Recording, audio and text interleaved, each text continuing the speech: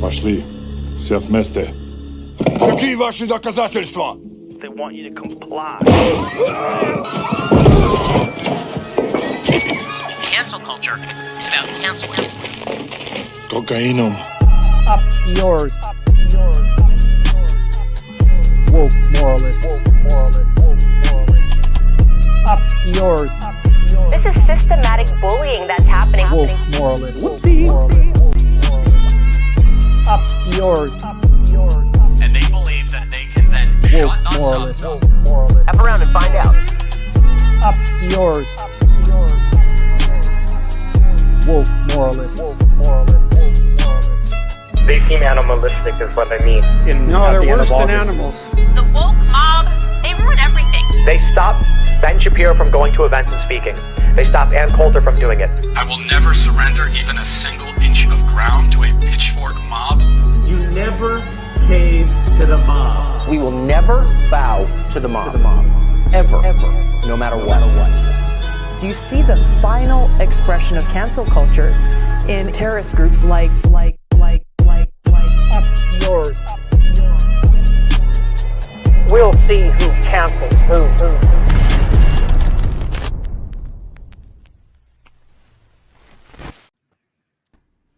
Howdy. Hi. Hi, everybody. I made it. Hello. Nobody knows that I almost didn't make it. Oh, really? Well, my Peter chat just was came saying in that late. apparently you were super tired. They're like Matt Binder was tired for the first time ever yesterday. Let me tell you, this past month, I must have aged 10 years, honestly. Yeah, I'm not doing good. Let's put it that way. No one's sleeping. That's how I feel.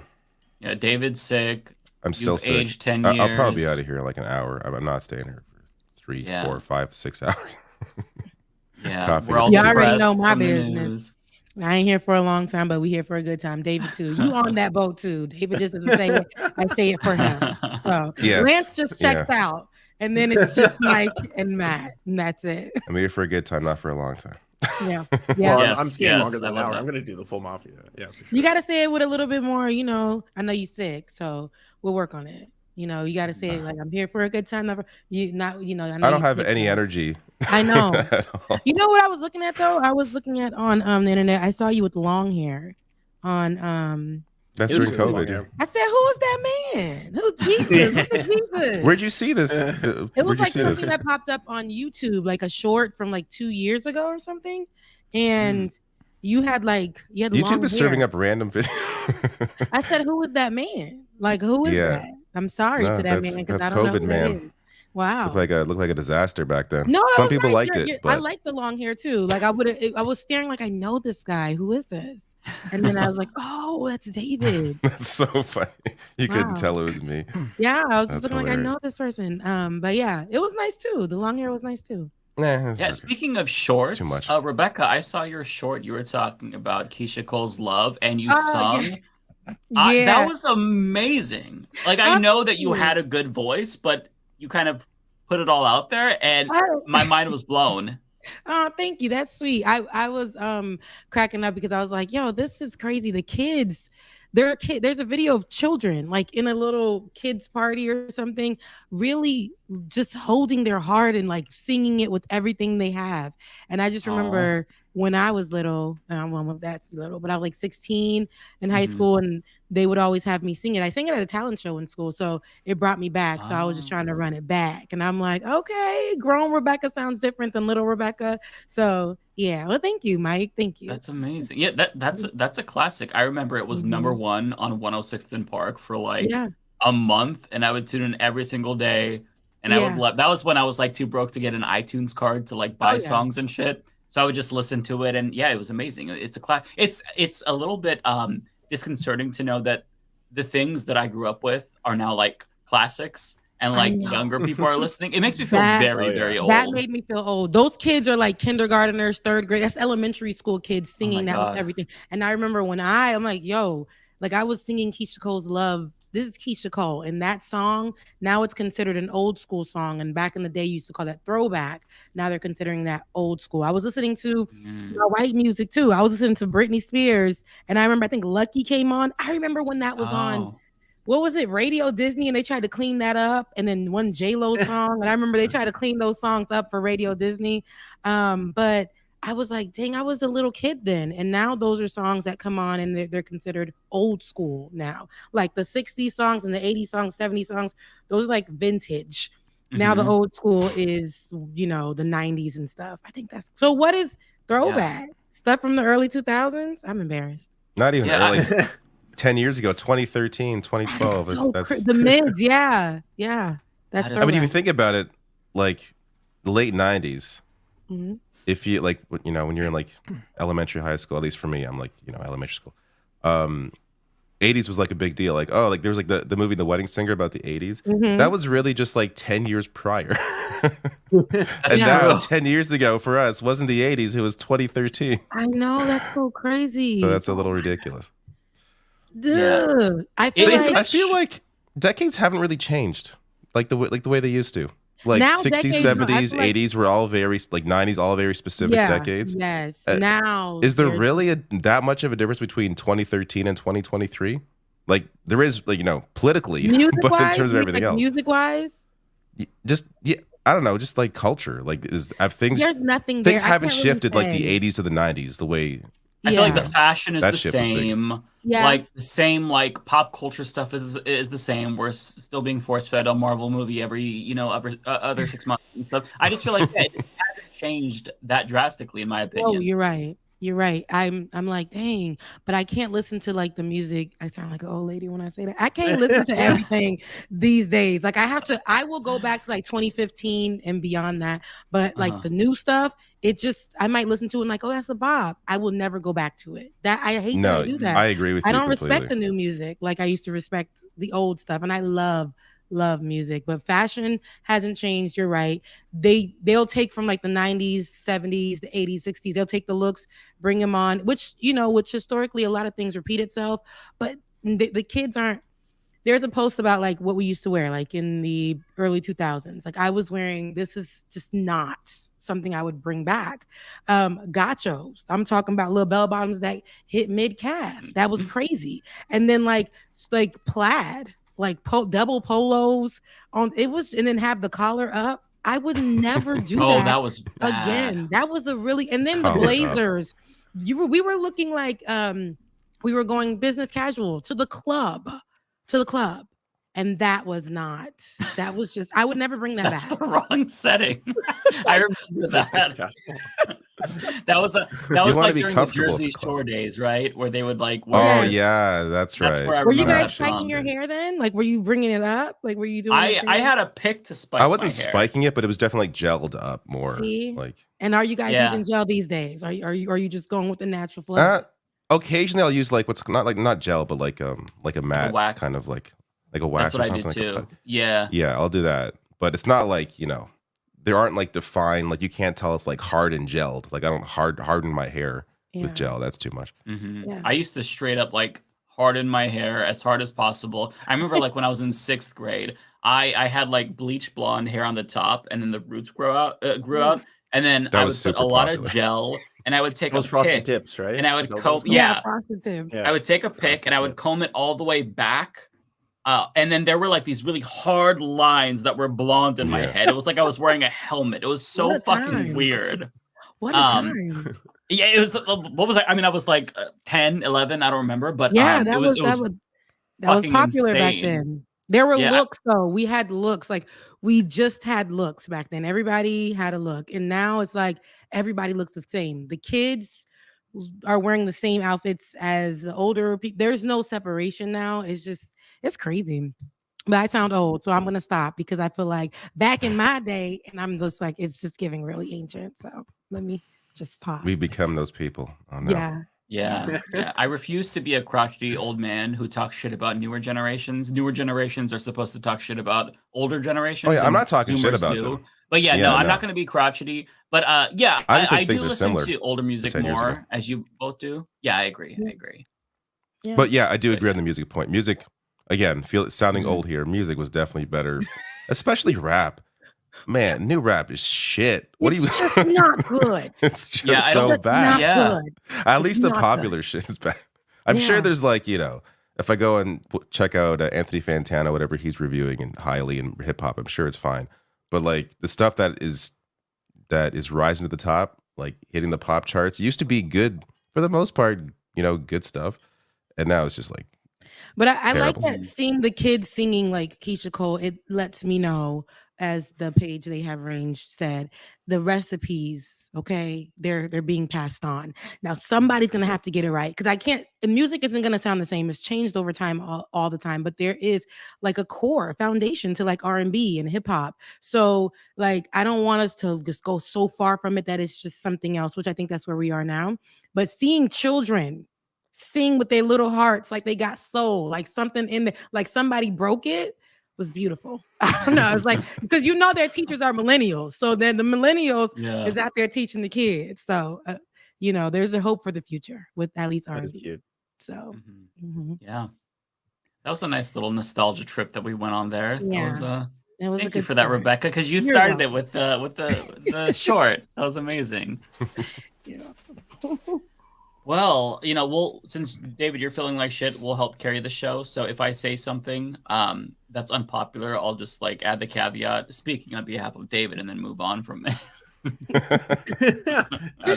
Before we get into heavy news, can we cover at least one of the silly stories of the week? Like, I think we should. I got something silly. What you got, Lance? You got something silly? Because I bet you. I definitely have a silly story. Yeah, you always bring it. So have y'all heard about Grok?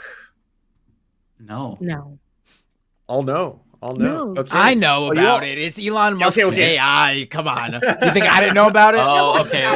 Matt always got to let Lance tell the story. I have no idea what this is. Elon Musk launched his own AI chatbot, a Chat GPT competitor. It's supposed to be all edgy. It uses Twitter as its data to train on. You gotta be it's terrible. It's not only terrible, like from like it's racist too. Factual. It's like not a even racist. Nazi AI. It's not even. Well, it possibly could be. It's in beta and very few people have access. So most people didn't get to play around with it yet. But the examples being shown, it's like it's like someone trying to talk like a Gawker article from like 20 years ago, whenever Gawker, it was like the earliest days of Gawker, when they were like the edgy, sarcastic, and it's not even doing it good. Like Gawker was good at doing that. It's like the worst kind of AI ever. It's so bad. It's not funny. It's not edgy. It's trying so hard. It's really bad. So it's called Gawk or Grok? It's called Grok, and like one of the silly things about it is like Matt's totally right. If ChatGPT was, I guess, too woke for you, and for anyone who doesn't know, ChatGPT, it basically scours the internet for information, and then that's how prior to 2021, and that's how it comes up with a lot of what it's saying. What the hell? What happened? Oh my god! How did this happen? What? I heard the pop. I'm like, well, who's this? What? Wait, hold on. What? I missed this. What? I was looking away for a second. I was on another window, and I come back and Ole's in the room. Oh my god! How are you doing? We missed you. Good, y'all. I got a DM from somebody saying like wishing that I made a surprise appearance. It was Lance, and I said it to Lance. I said it to Lance for jokes, and Lance said, "Do you want to pop on?" So I said, "Okay, I'll pop on." No, I love it. Oh, what a nice surprise. Yes. Hi, everybody. Oh, look at the chat. Look at y'all being nice. Y'all learned how to act.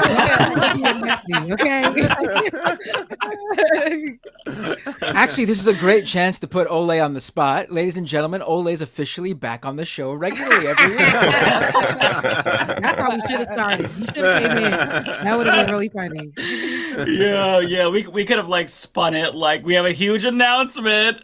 Like for the first time ever, we gained a member and didn't lose one.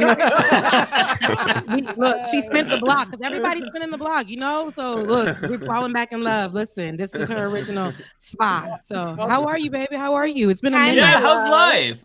Good. I heard y'all, but I was in the kitchen listening to y'all before I jumped on, and I heard Rebecca talking about not listening to the new music, and I just wanted y'all to know she's dead the fuck ass. We were in Atlanta, and Rebecca was not with it. Okay, who was playing at the time we were there? It was the girl. Listen, I'm gonna show y'all Rebecca right now. All right, this is Sexy Red starts playing. They're like, ski. Rebecca's in the background, like, She's like, no.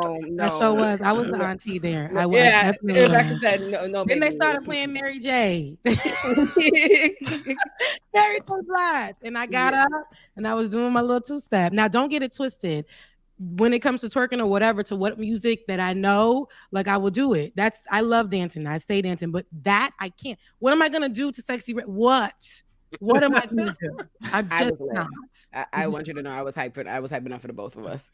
Yeah. So I want y'all to know Rebecca is that ass. She means that. That's so funny. She knows. She was right there with me. She started off. I was just like, girl, no. No for me. She said, no. We both realized that we were aunties in our own right. Although when Rebecca was leaving earlier because she had a life, and so I'm walking her. Me and my boyfriend are walking Rebecca to the exit, and then I hear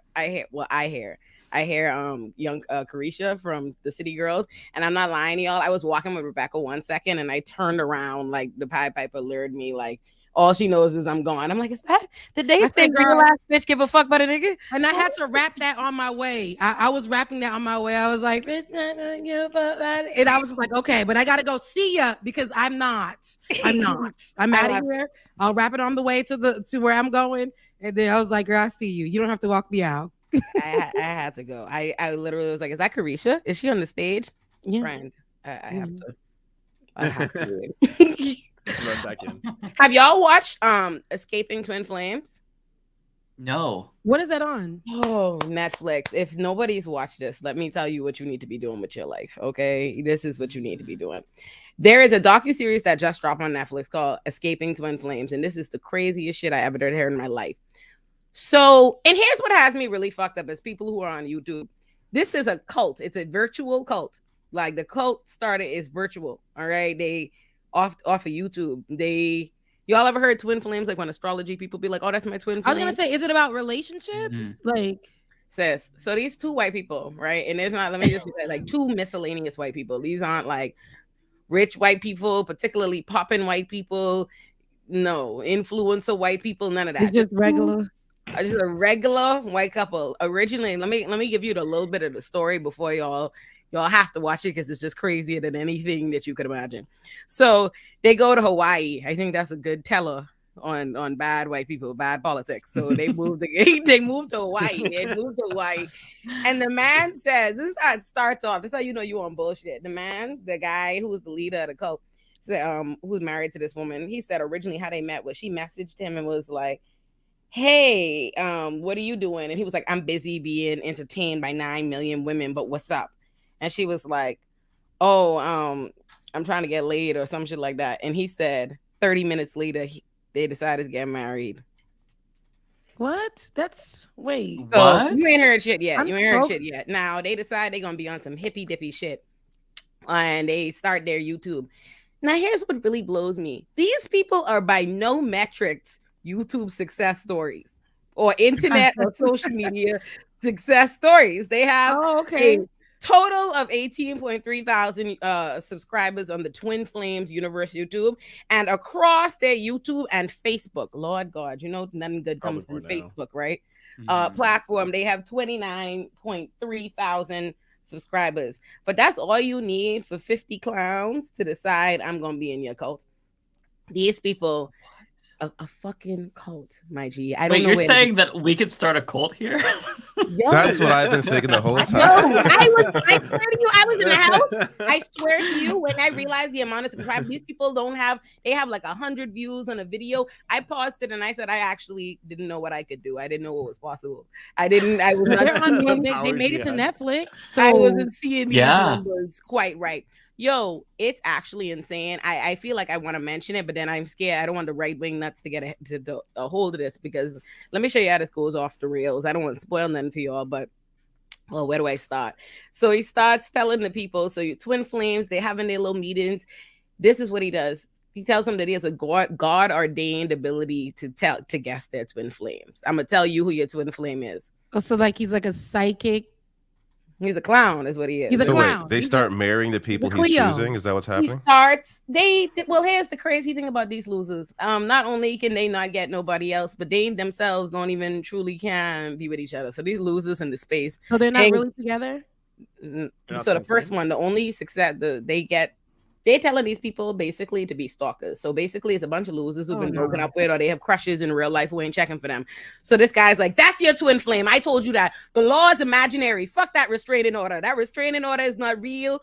Rise above that." Oh, and people are like, they're like telling them their twin flames are people who are literally gay and uninterested in them, and they're like, no. They twin flames can't be gay. That's just no. So they don't know what they're talking about. They're not gay. You can't mind that. We need to harass them anyhow. You need to talk them into it. So now people getting locked up. They stalking people. They doing all kind of crazy shit. They going broke. And if you hear these, I'm not lying to you. I've never felt less bad for people in my motherfucking life. Like, these are the most uncompelling. I mean, like, I can't understand it. There's no threat of violence or like, oh, you leave this cult and they coming for you. All they had to do was click unfriend. Like that, and I'm not even lying. Everybody, when they finally escape the cult, is clicking unfriend. But that's like 5 years after ruining their whole fucking life. They out there, they go to jail, they giving them their every money. It's insane.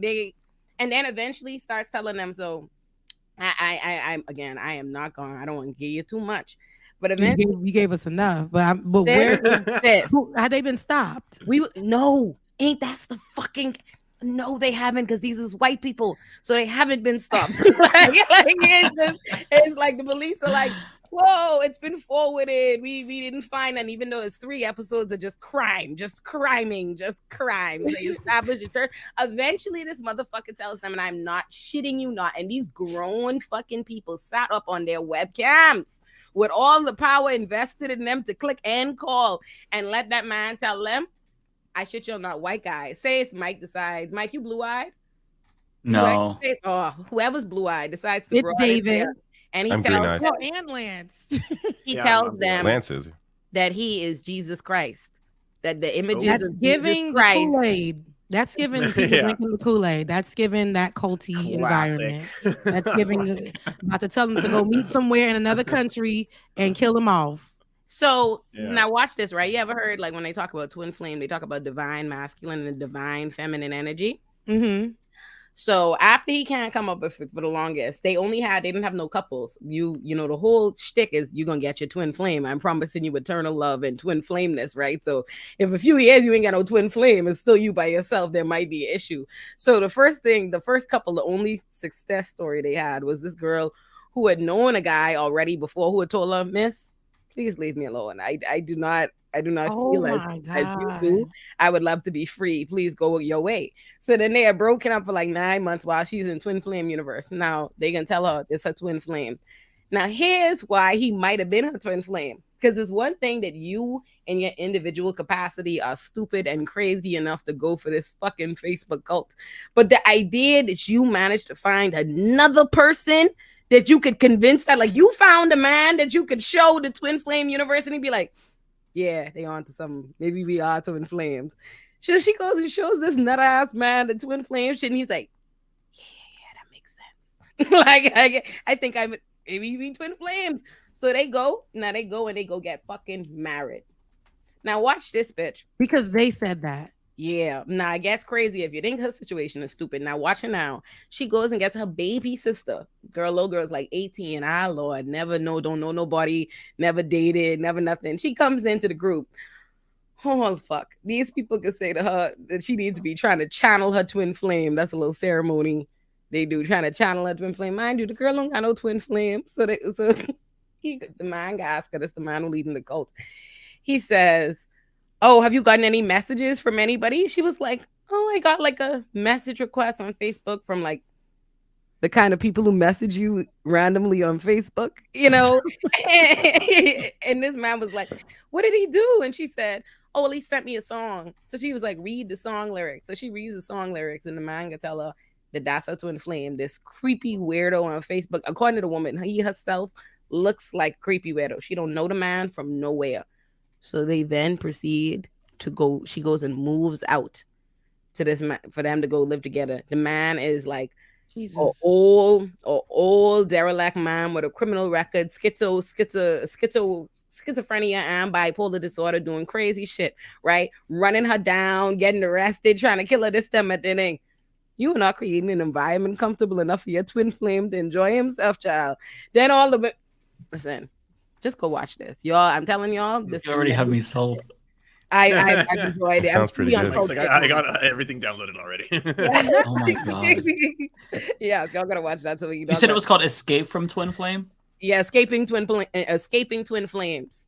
Okay, and y'all gotta go check out the YouTube channel so you could feel the preposterousness. I just looked at it. I was just looking it up. I think what happened sticker was in the little montages while you see people ruining their fucking life. 22,000 subs now, though. I got some more subs. Oh. Yeah.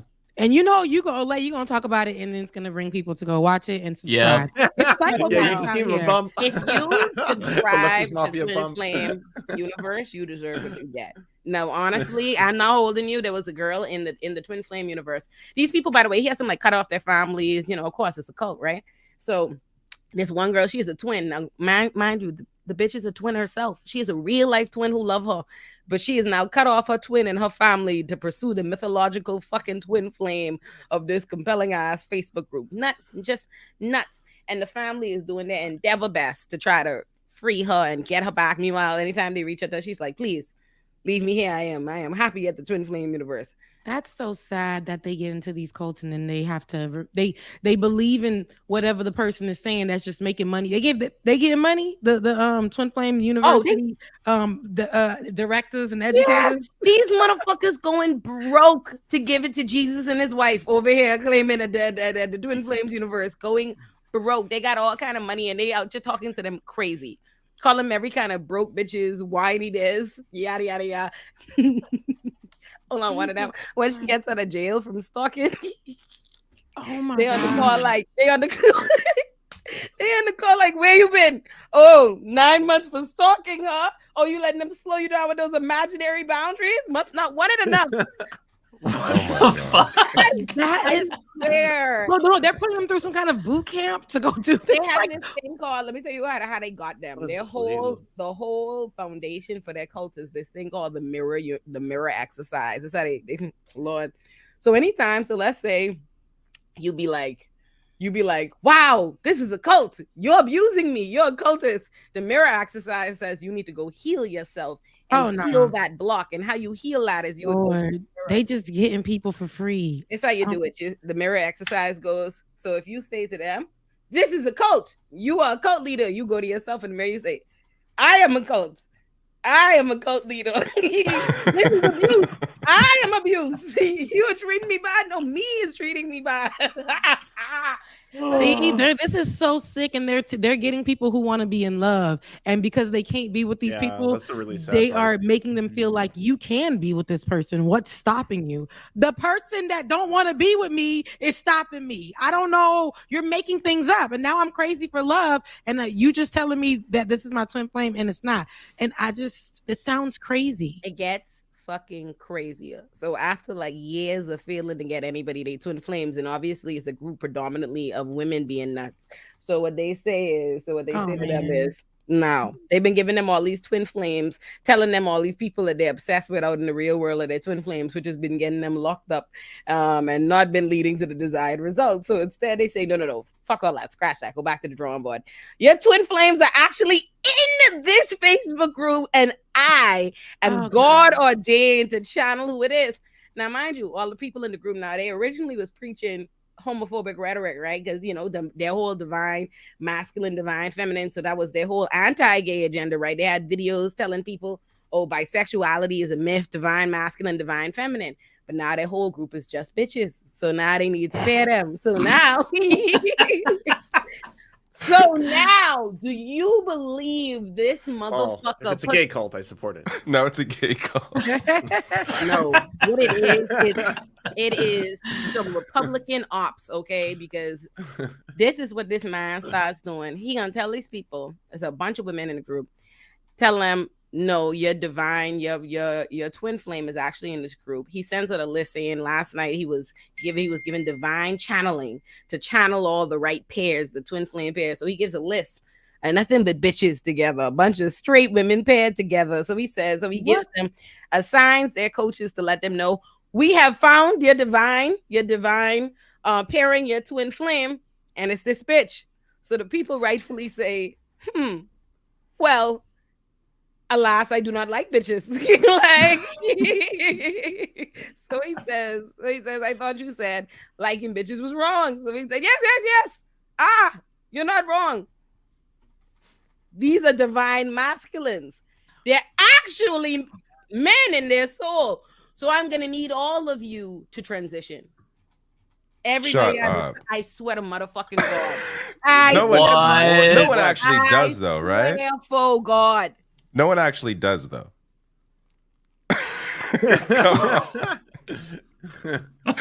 How hypnotized do you have to be to change your entire identity because of some dipshit on Facebook?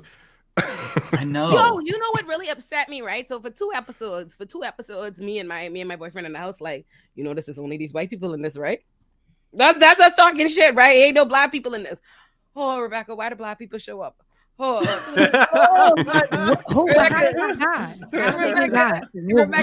what drew them in? Rebecca, let me say, it pissed me off. Right? Jesus, obviously, he's Jesus. He's white Jesus. Now, what I hated about the black women in it is they had the nerve to sound fucking sane and not be able to explain themselves, right? So her name is Shanice. Let me tell you what Shanice pissed me fucking off.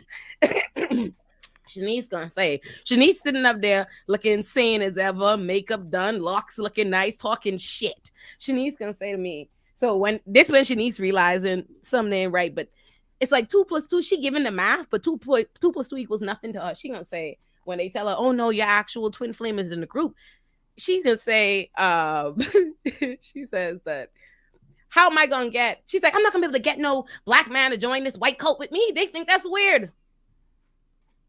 Ma'am. So hold on. If you recognize you're gonna have a hard time getting a black man to join this cult, perhaps you've also noticed it's a cult.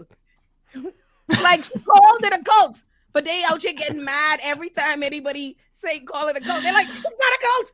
She knew it was a cult, and she knew she couldn't get no black man unless it was Hotepery to join a white cult. It's not gonna happen. Ridiculous. Unless it's corporate work, but it ain't happening here. They started forcibly giving, like, their women in the group after they tell them, oh no, you're actually the divine masculine. They're like, no, I'm not. And they're like, him. We're gonna call you he, him from now on. Fuck you. So they did people were transitioning, but that was the part that got me when my camera died. So they were transitioning. Yeah, you have to watch it. This is what Republicans think liberals are doing to children. And again, they have intelligent people in there in the video to make sure I'll counteract any foolishness and explain how this is not representative of these. They have it there, but I was reluctant to come on here and say it. I said, Lord, the wrong Republican is gonna head and nut shit. Don't watch it, and now we got propaganda.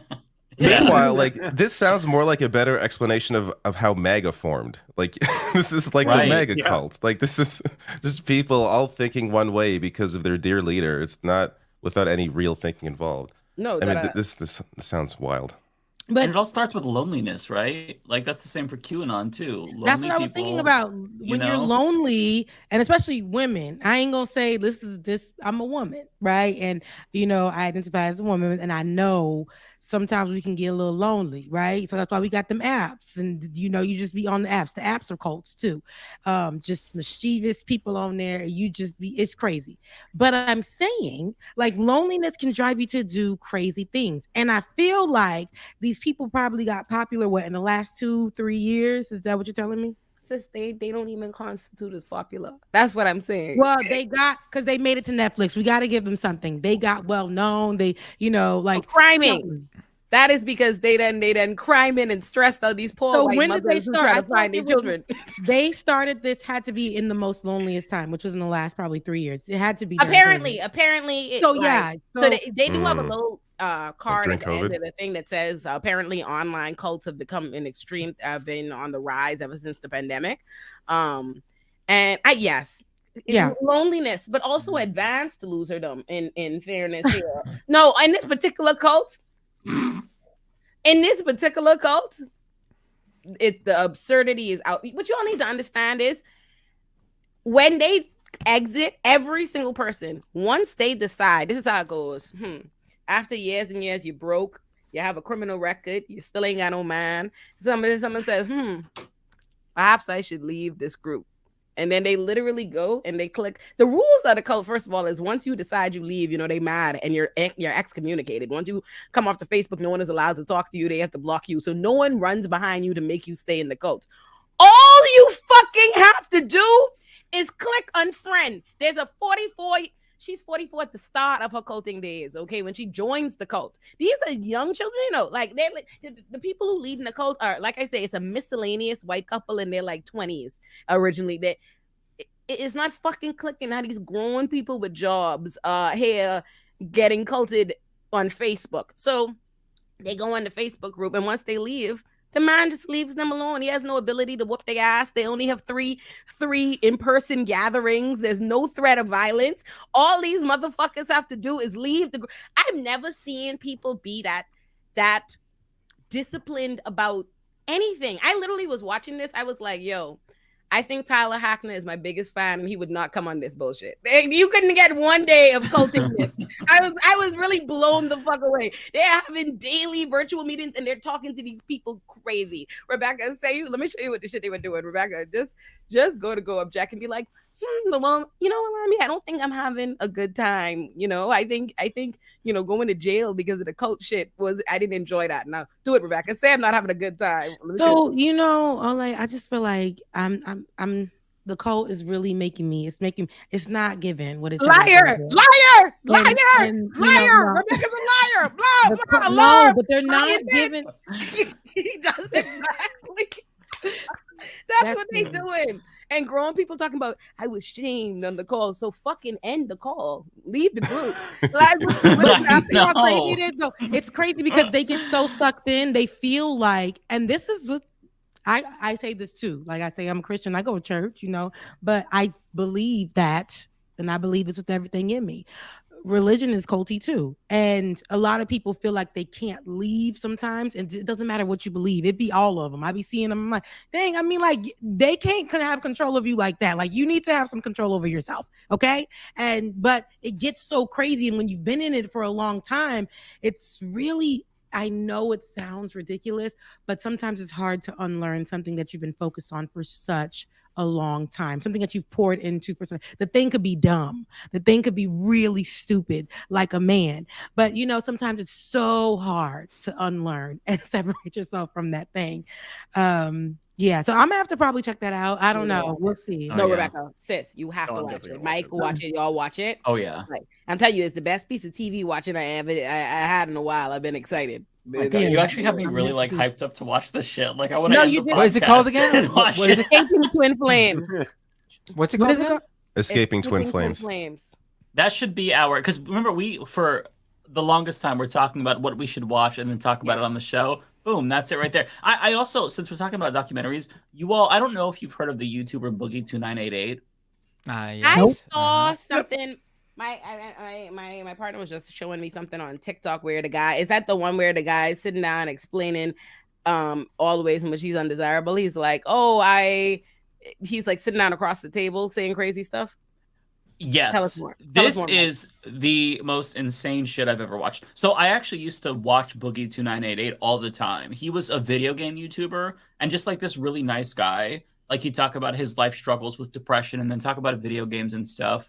But like over time, he really started to decline. And in this documentary, it goes through all of his finances as well in great detail. So like in 2018, it was a great year. He made $500,000 on YouTube. He has 4 million subscribers. But now it's to the point where he gets no views and he's completely fallen off. And this kind of like documents his fall off. And behind the scenes, like what was ostensibly a very nice guy is a fucking lunatic. So it talks about how he lost his money and he spent $200,000 on sex workers. And he's going through like this list of sex workers. Wait, in a year? In a couple of years. Okay. And he's going through the list of sex workers and critiquing them and stuff like that. And like, oh, this one is too thick. And He Wait, this is struggled in his with morbid. videos? These are his videos? No, Or this is like the a documentary where they're documenting him and stuff Where's like the that. documentary, Mike? So if you go to Mike Klum's YouTube channel, just CLUM, it's only an hour long. And so basically the documentary filmmaker is like, okay, if you can't afford anything anymore. Oh, and on top of that, he also lost all of his money in crypto, lost it all. And then he kind of came back to YouTube after taking a break and asked his fans to donate money. There's so much there, but the most insane thing to me was the documentary filmmaker was like, well, look, if you can't afford to pay your mortgage anymore, and you have all these expenses, why not get a job? So he set him up with this recruiter, and the interview is the most insane shit I've ever seen. In fact, I can just get the clip for you so you can see it. Yeah, and this man, he goes through and he's like, okay, well, if you Google me, you might find out that I am accused of beating my wife and of pedophilia. I have depression. And she's like, would you really? Oh, he also said I have some experience in the porn industry. And like the recruiter is just like befuddled. Like, do you honestly think that this is something that you should say to a prospective employer? I'll get you the clip. It is so wild because it's weird to me. Like I stopped watching Boogie because he started to move away from video games and it became very like this self-pity party. And he was like this enlightened centrist where every single thing he took like this both sides approach. It didn't matter who. It could be Nazis and someone who's not a Nazi. He'd find a way to sit on that fence in the middle. And I even I did a video a couple of months ago about him on trans issues, him both siding that. But I just stopped watching him, but I didn't know that behind the scenes, like he's actually like a really entitled, shitty person. Like I felt bad because he makes you feel bad, but like you just gotta watch the whole thing. But I'm gonna get you the clip of the job interviews. That shit blew my fucking mind. It's only 5 minutes long. Yes, show the clip. But it's too good to not watch. So did you mention his right wing views too? I'm sorry, I was looking at something else. So he's not. He has dabbled in like anti-SJW stuff, but also he pays lip service to like being pro LGBTQ. No, he did way more than that. He once said some good came out of the Holocaust. So I mean, this dude, right. Which I wasn't aware of that. He's not. Yeah. So he's not dabbling in anti-SJW. This dude is. Well, now I know. At the least, he's a right wing edgelord. At the most, he's much worse than that. Yeah. So this is great. This is 5 minutes of the whole like hour, but it's I'll just play. Tell me a little bit about your background and where you think you want to go with the experience that you already have. Yeah, YouTube was a lot easier for me because I got to set my own hours. I don't know if I can work where I'm supposed to clock in at 9 and check out at 5 every day. So today we're going to go see a headhunter to see if there's anything out there that would work for me. And I don't want to hit it. What is it with me and my leg today? I rolled my ankle on the way out the door. May as well go on a pair of crutches. That sends the right message. I got a lot to say. I'm easily injured. Put me on your workforce. And this is like nonstop. Hi, Stephen. Nice to meet you. Nice to meet you. My name is Dawn. Dawn, I'm Boogie or Steve. Okay, what do you prefer to be called? Honestly, probably Steve. Let's go with Steve. Okay, Steve. No problem. Whatever you prefer.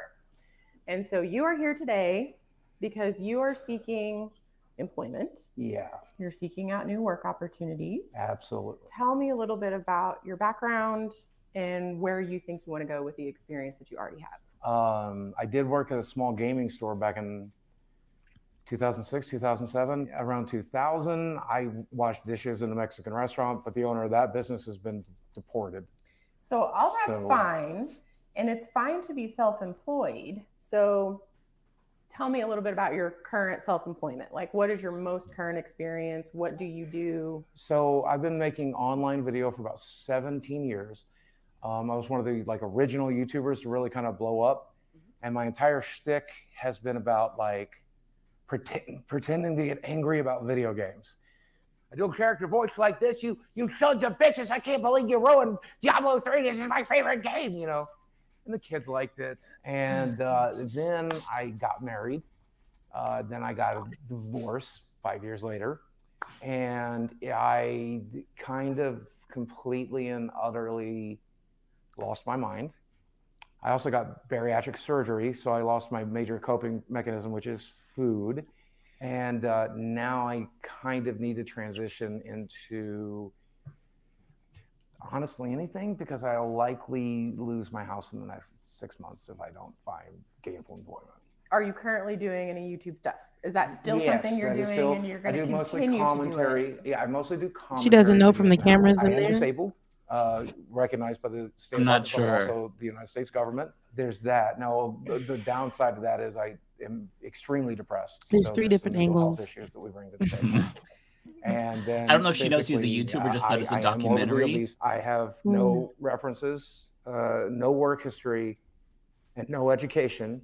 And when you Google my name, you might see rumors that I beat my ex-wife and I'm also a pedophile. But that could be an issue for employers that would research me. So if we can find someone who won't Google me, that would be good. Well, that's difficult. I mean, I can't submit your resume to a client and then request that they don't Google. And then physically, I'm easily injured. Like I injured myself coming here today. I twisted my ankle. And then my work ethic is not great because of the depression and stuff. Wait, this dude did a an influencer boxing match recently. Yeah. He'd probably put in a good word, or kid behind a camera, you know, kid behind a camera. McJuggernuggets might. I worked with him. I had He's talking about YouTubers for references, for those who have never heard of these names. I kind of feel like he's intentionally bombing this for the documentary. So you have some people you could reach out to and call upon to give an example of what their experience was working with you. Yeah, I can't say that it would be a glowing review, but it would be a review. Should mention I'm also a felon. Okay. Yeah, like no one would, if they genuinely want a job, say you could find out that I have pedophilia accusations and I'm a felon. Oh my God. So I think there are some avenues you could explore. I definitely don't think it's impossible, but you have some challenges. Yeah. Lots of things in life are about your mindset, and you're using weight and disability. I can't. If that is the attitude that you're going to have when you approach everything, then you can't. And you bitch. I did work in the porn industry for the better part of 7 years. So yeah, this is totally. I'm torn. I think it would be a good idea to go to a real interview and reference porn. It depended on the job, I would think, like at a strip club maybe, but probably not in a more professional setting, I would say. Yes, I would say that. Okay, I'll stop it there. I just wanted you to get a taste of this. There's we watched most of that. Yeah. There's also interviews. It was so good, you didn't even realize the time went by. Yeah, there's a you were scene so in there. enthralled by it, you didn't realize you watched the 6 minute clip. That's wild. Yeah, there's a scene in there that was also really like insane, because like the whole thing is about how like he is constantly like talking about how he's so down and his life is so terrible, and there obviously he has like a lot of problems and stuff like that, but like he throughout the documentary he gets a girlfriend who's 29 years younger than him, and there's a scene where he's just like, how old is he? He's 49, she's 20. So there's that. Wait, huh? Who's 20? His girlfriend that he gets throughout the documentary. There's a lot there, but in this scene, they're sitting on a bench outside, and he's like listing all of his health problems, and he's explaining to her how he's gonna die any moment, and she's just like bawling, like I don't want to lose. It's just fucking the weirdest shit I've ever seen in my life. There's and like so much weirdness. I just want to like reach through the screen and be like, hey, you have to stop. You have to stop. You have to get a job. You have to stop being in this pity party. Yeah, it's insane. So it's like watching him, like as a former fan of his content, like you got this perception of him. He was like this really nice guy, and he was really lonely, but he was such a good person, like a sweetheart. You know, he would denounce sexism and homophobia in the gaming industry and stuff like that. And like behind the scenes, you know, you get to see the mask off, and it's like, oh my God, this is a completely different person. And I think that as he lose viewers, the mask started to slip and people started to see, because I tuned out. I'm like, okay, this is another fucking video about how like your ex-wife, it like wants something. Like, I can't take this shit. Like I subscribed for video games. Why am I still here? Bye. It's just, the whole documentary is fucking insane. I would highly encourage what y'all to watch happened was, doing all the other stuff, that's safe stuff, it started not paying the bills or whatever. And then he realized how a lot of people who used to be left or whatever, that the money's on the other side of it. So now if I start doing this ridiculous stuff, they're gonna fund me. Somebody's gonna pay me. And now he is where he's at, and he likes to do this ridiculous stuff so we can see it, and we gonna watch it and eat it up, and he gonna get a check. Ciao. Yeah. I mean, maybe this is like the return where you can like monetize your downfall or your self-pity. I don't know what it is, but it made me. He's happy to do it. Did you not see it? Like those are the type of people that I don't like to see it, and I just don't like it. And he's happy to do it. He got into his car knowing there's a lot of issues there. I'm not gonna do that here, but there's a lot of issues happening there, and he has to keep up with that, all of the issues, so that it's it's like that sells. If we see him and we see him pitying himself and not together, not healthy, and just has all of these issues going on, is really problematic, then people are going to be like, well, he's just looking for and it's really whack. But it's super disturbing. And it's something to, and this feels kind of shitty to say, but it's something to watch. Like if you ever doubt yourself, like if you feel like, man, I'm just like I'm not doing good enough, I'm not working hard enough, like watch that, and it'll so now put you're your gonna own life join into this self-pity cult. Everybody's just like, yeah, that's me. I get it. Oh my God, that's me too. I can't find a job because I did X, Y, and Z, and people hate me, and I can't find a woman. And then now y'all gonna join in, and it's create more sad parties, and everybody gonna be watching that. It's people out here is gonna do that, just relating to that. It's a fool. Hopefully they'll see that and realize, oh, okay, so that's what I sound like if I do that. That's what I should not do. Yeah, no. It's fucking crazy. No. Yeah. I don't think that's happening. Twin Flames, that's culty. That whatever this show is, it's gonna have a cult. And yeah. So. God. Ole, since we should you probably have talk been... about some news. I know. Yeah, we are. Okay, no, but before we get to anything else, we were talking about people finding relationships, and then we ended on this weirdo guy finding a woman who's 29 years younger than him. People are spinning the block. Okay, like Ole, you spent the block. You're here on our show today. I know it's not permanently, but it's nice to have you here. But there are people in relationships that are spinning the block. You have who came back together, Nelly and Ashanti, which is a vintage couple, and then you have Janet Jackson and Jermaine Dupri, who have gotten back together. Ben Affleck and J-Lo. They got married. She spent the block, or he's one of them. Speak but Spanish they got now. back together. Now he's real. And so now, like, I see it. There's people spinning the block after years, and we're talking about like 10 plus years. So they're coming back to each other. Would you guys go? Well, some of y'all married on here. It was most of you. All y'all married. You know what, Ole? Would you go spin the block? I know you got a partner. I have a partner as well. But would you at any point? This is not a great question to ask you. I don't know if he's in the room as well. But in the living room. Before you got with him, would there be a point that you thought about spinning the block to one of your exes that you thought maybe this would be something, that could probably work out? No, I could have all my exes back for the most part. I think if I wanted most of them.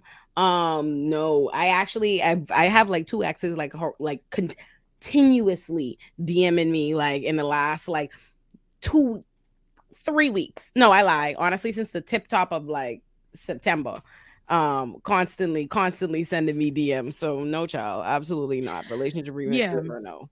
I talked about it on my show on Saturday, and I thought to myself, dang, like somebody wait 10 years? Like you went and did like 17,000 relationships, and then you decided none of them worked out. Let me go back. Let me go back. You know, relationship felt good. Remixes. Like, no, don't come back to me. I'm gonna say it and not get stuck on it, just so I'm not blamed for why y'all been talking nothing but pop culture. But did you see Rebecca tonight that Keke Palmer filed for a restraining order? I did. I'm saying people's business now. I did not see this. We were fighting for you, Keke. Then you went back, and then you shut all of us up, and then now you're well, in fighting fairness, for- I read the whole thing, and I mean, she said that he's been abusive, like an abusive partner for basically of course over the last 2 years, and I think she was that he with got him physically a few months ago. I stay out of people's business. Yeah, I know, but as some, I've had a abusive boyfriend in college, so I know it is not that simple as just. I have too, and I understand. I understand it's not that simple, and I know, like I said, it can be culty. You know, when you get into a relationship with somebody too, a lot of things that you learn or you're attached to or whatever, it is hard to separate yourself from that. But I'll just point out, like, again, celebrity business, we gonna be real loud and fighting for them, and then they turn around and then hear it. I'm just tired. Yeah, I know they business. Just tired. Yeah, Gabrielle sent it to me. I ain't said nothing yet. That was it. I was like, I'm just like, see, I'm gonna just leave that word. I'm tired. I'm tired. Okay, I see people want us to talk about stuff. They talking about it in a comment. So, y'all want news? I see what are people saying. They're talking about. I see a couple of people said something about my Marianne interview. You love to stay talk in about the Eric comments. Adams. I want to hear the Eric Adams. Yeah, we haven't talked about that. Yeah. Oh, Eric, listen, I don't even have anything advanced off of other than my pure delight at this FBI investigation that's open on him. Oh, I hope they get him. Oh, I can't wait. If they get Eric Adams, listen, my glee. I felt like I manifested you do a breakdown that. of everything. Oh, what's happening with Eric Adams right now? What is that investigation? Oh, it's pretty quick. So Eric, the FBI raided. So the other day, Eric Adams was on his way to DC. You know, he's been complaining about the migrants. He calls it a migrant crisis, and he's been bitching and moaning about Joe Biden and them and their friendly immigration policies and blah blah blah. So he called himself going down to DC to go to the White House to bitch and moan at in Biden's face about how they're not doing enough to help New York with these fucking migrants. That's the Eric Adams attitude. So, but then he had to cut his trip short and run back because the FBI raided his fundraising chief's home, and the FBI opened an investigation. They believe he was doing campaign fuckery. They believe that he was taking money he was supposed to take from, I think, the Turkish. Like, they think the Turkish government and all kind of things, child. Eric Adams listen, they gonna get him for something. You know, once the feds come knocking, they been had their issues. The feds just don't tell you they have an investigation at the beginning. They tell you when they got their feet wet. He black. They're definitely gonna get him for something. Exactly. And yeah, he's touchable. I have never been more happy to know a black man gonna get got. I have never been happier to know, like, yeah, they can get him. Yeah. They're going to get your black They're guy. gonna get him. There's some that are untouchable. I'm like, dang, the feds done went and raided, you know, Trump's palace, and it's still standing. But black people, they don't have that. They don't have that. You know, I'm pretty sure Eric Adams is not a good person though. So I really, if he's doing something wrong and his administration or his campaign people are doing something wrong, then they should get got. That's just where I'm at with that. For me, it just is like, oh, fuck you. Fuck you, Eric. But we know you. You have a whole. Everybody knows that Olay hates Eric Adams. If you don't know, there's a whole video like with layout with everything in there. Like, I didn't intend for that to be as documentary-ish as it ended up turning. I was like, oh, yeah. I'm glad people enjoy. You know, hates it so much. There's a study on it, and it's coming right from Olay. So you just go make sure you check that out. That was a good video. Thank you. My Eric Adams hate is on the road now, full time. Someone was like, they seized 3 iPhones, 2 laptop computers, along with papers and other evidence. That's a lot of stuff to get through. Like, that could have a lot of evidence on not it. iPhones. But why y'all leaving people not? If you gonna do the dirt, they just leaving stuff around. They just, I don't understand. Because you've been getting away with shit for long. When you get away with shit for a while, you like, you just get I thought we played the same team. Mm-hmm. Let me see. Okay, let me get my little talking points up before I get out of here because I'm supposed to be cooking dinner. Let me see. I see people saying something about my Marianne Williamson interview. I see someone gave money on a star super chat that I won't be around for, so let me acknowledge it and answer it now. They said, Olay, will you please release the raw footage of your Marianne Williamson interview?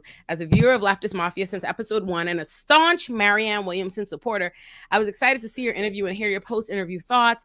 I respect your perspective, so I felt hurt watching the editing choices of your video, the quirky editing and splicing previous clips without giving the interviewee a chance to respond felt very disingenuous. Okay.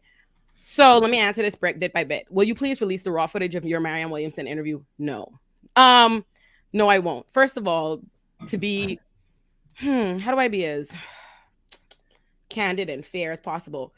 First of all, to say I didn't give her a chance to answer when all I did was let her answer is ridiculous. That is just completely ridiculous. The idea of making it out to be like, because I'm zooming in on this woman's face, like on her face, her own answers, she was not given a chance to answer, is ridiculous. What happened was, it was boring. I made an executive decision that to interview a politician, I see like Marianne Williamson supporters, mostly her own staffers, feel a way about this. And I think that really says it all, right? The only people who are mad are people who are like, I am a staunch supporter. I'm invested in her campaign. And that might be the problem. You might want to zoom out. I'm not. She's a fucking politician that I'm interviewing and asking questions as somebody who's not invested in her campaign.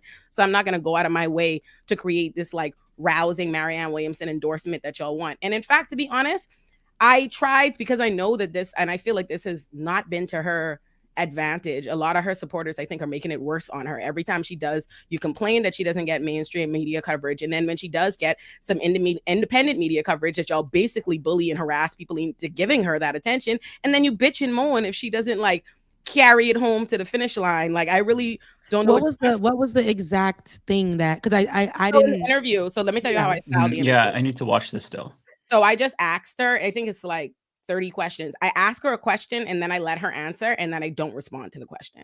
I don't respond to the question. I don't push back. I just ask her questions and I continue, and I let her answer.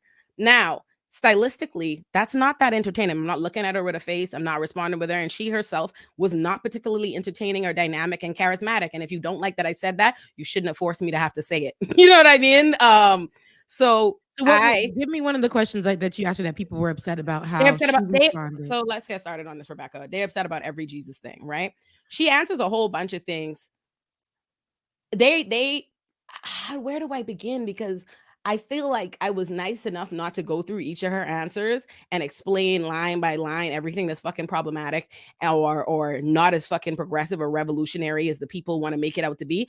And they didn't appreciate that. I asked her I start off the interview with the first question I ask her is to tell me about the America you live in, right? And then the next, and her response to that is about, she says that she lives in many Americas. She believes that we all do. The America she lives in is one that's filled with very cool people and lots of opportunity. But at the same time, other people don't live in that America. And then she goes on to say that the generations of before in this America here didn't bitch and whine. They rose up and fixed this country. I'm not sure when that happened, Rebecca.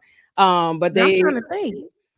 Right. That's kind of the first question. I don't say anything about that at any point. Even in the review, I don't bother to analyze that the thing she was saying did not make her a compelling candidate to me or any Black person from the very beginning of the interview. But I don't even bother to blow into that.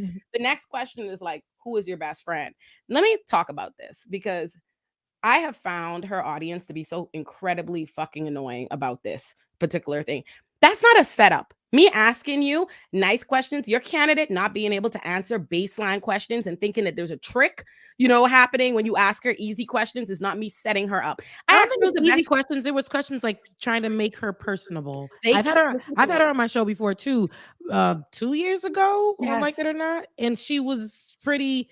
But at that time, it was just like more just. We asked her why she was campaigning and those kind of things. And that's all we needed from her. Trying to make her personable, and also, let me just address the different kinds of things they've said about this, all her different audiences. They can't decide what is the official position. When the episode was premiering, there are people who work for it in the chat like, oh, she said who her best friend is before. She said it before. That was the original stance. Then it was, that's incredibly personal. That's personal. It's putting a target on her back. It's crazy. Who is her best friend? Did she not answer the question? Like, what's the big deal with that question? She couldn't answer it. Right. There's nothing, no big deal with the question. She just wouldn't answer it. She just couldn't answer it. But again, it's not like I push. Again, do you know who her best friend is? Is it drama? Is it Trump? Who is it? I don't push back. I have no idea. I don't push back on anything. To me, that's their means, because they want. They want to not focus on all the other things she fucked up on. They want to pick her best friend was Blair. And That's no, and I why. think that's important too. Again, not only is the question not meant, the question isn't meant to be offensive or a gotcha, It was to be or even a deep question. Like, let's not pretend like the person who is the president of the United States of America has any fucking secrets. Like her best friend is too private of information, they'll be a target. But two, I think it's ridiculous that in the time of this political town square, like, let's even forget the fact that she's not fucking winning or going to be president or any of that. But we're at a time now where we're criticizing the Cornel West for being associated with Harlan Crow and realizing all these different people have these kind of friendships and allegiances and relationships that are problematic. I think it's unreal for you to think it is irrelevant or says nothing or means nothing who a politician kicks it with. That's fucking ridiculous. But again, it wasn't even a setup question. It's literally me asking her, just giving her the opportunity to be personable, to be charismatic, to answer these things. But because she beats him around the bush and lollygags, I'm the bad guy. But I moved on. But I asked her other things that she didn't do well at, like about her platform. And again, I let her answer. I let her answer the questions. And at most, what we did, because it stylistically is a boring interview, we and it's not personal. Again, the segment we came up with for interviewing politicians is called Crossing Candidates. And that's stylistically how it'll be. When I interview other politicians, she's just the first one for me to do. You'll see that it'll be the same style of editing for them too, zooming in to make it a little bit more entertaining. But what we do is I basically ask the questions. I have the question on the screen the entire time she's answering. And the reason why they're upset is because the question being present shows that she never answers the question. And in the review section, I thought it was pretty nice to Marianne, because I could have gone through and really line for line explain what was the problem with each one of her answers and completely shred and shit on her entire campaign. But I didn't think it was even worth my energy. I was like, what's really the point? It's not like this is going nowhere. I'm not going to do all of that. So I did the interview. I did the review section, and they still mad at me. And I'm like, no, I'm not going to release the footage of the interview, because I thought the original fucking interview even spruced up and entertained. Why did they want the raw? Because they think that's going to make it better. The audacity, though, for them to ask for the raw. They think this is what I think is so crazy. This idea that, like, oh, if you zoom in on her, or if you zoom in, all we did, there's no splicing up. Did they ask that for you before it was published or after? They asked it after. This is them saying now. It's not as bad, but it's still only this one person. It's really only, honestly, Marianne has about 5 to 10 stands maximum. And they work for her, and it's just them. It's only them bitching and moaning. I'm not even lying to you. And they were mad because, and let me just say this, because I think this has been the most ridiculous part, and I just want to go ahead and indict this entire little space of people who support Marianne Williamson, who don't want anyone to talk about the fucking dozen campaign staffers who have made allegations against her. They were so fucking enraged because I asked her to her face about the allegations. I don't know if y'all know, y'all might have missed it, because they have intentionally gone out of their way not to fucking address it on her. I missed it. What's the allegations? What's the in August? I've heard about this. Yeah. In August, 7 of her staffers wrote a letter explaining all the ways in which she's abused them. Her campaign is unserious, that it's a grift. She doesn't intend to go to win this presidency. This is about her book sale and all kind of foolishness. It's a pretty in-depth letter, right? So I asked her about it. I asked her about it directly. She gives her answer. And her answer is like, this is a smear campaign. She's being cyberbullied. This is a smear campaign. She's being cyberbullied, and that's not a good answer. Exactly. Exactly. It's not. And I didn't push back on it to her face. I didn't give her grief. I didn't reply to one thing she said. I had pre-designed questions. I asked them. I let her answer. What do you want from me? So I ask her. She tells me that she's being cyberbullied. It's a smear campaign. And if she had her opportunity to cross-examine them all in court, she would not be found guilty by a jury of her peers. That's what she said. So I said in the thing, I read I do a little review section after the interview, and I read the actual letter. I read the letter of because that's what the fuck you should do. It's crazy to me that a bunch of people masquerading like we so progressive. We care about we on the left. We care about labor rights, employment rights, people, and y'all are so in love with one fucking political candidate that y'all think you should just dismiss. Fucking it's 7 people who signed the letter, but it's more than a dozen of her staffers that corroborate the allegations. Are you serious? You want me to ignore that as an attorney? I'm not supposed to mention that. Okay. So all I said is I read through the letter, and I said, these are people who have said that combined among them, they've worked on more than 100 political campaigns, and they've never experienced like anything like this, and they feel compelled to come forward and say, does that sound like? And so all I said was that doesn't sound to me like people who are just on a smear campaign. It sounds like people who are saying they believed in your campaign, and so they work for you. This has been their experience. It is beyond the pale. This is what they think, and they feel like they need to inform the public. That's what I said. And then I also added, you are free to believe, Marianne, you're free to believe that and to think that it's a smear campaign, or to not think that should take away from her candidacy. I have no problem with that. I'm not going to kick your back in about it, but I am going to fucking mention it.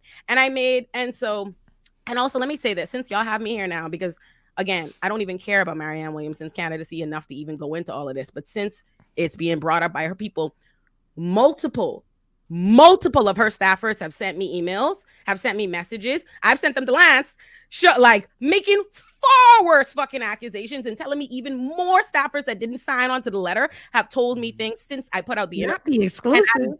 Yeah, child. And I didn't say that on Twitter. I didn't go and add nothing. I didn't say nothing because I literally don't give a fuck. So I'm going to say this now. Stop running behind me on behalf of fucking Marianne Williamson and begging me to say, because I said this ages ago when y'all first started harassing me to interview her. I said that you should take my silence as a gift. Did I not? If you watch Leftist Mafia since episode 1, I'm sure you know, yeah. I take my fucking silence as a gift because you wouldn't like what I had to say. You harassed me into doing it. I fucking did it as nice as I could. And I'm going to say this. I don't know why everybody forgets that I'm a fucking attorney.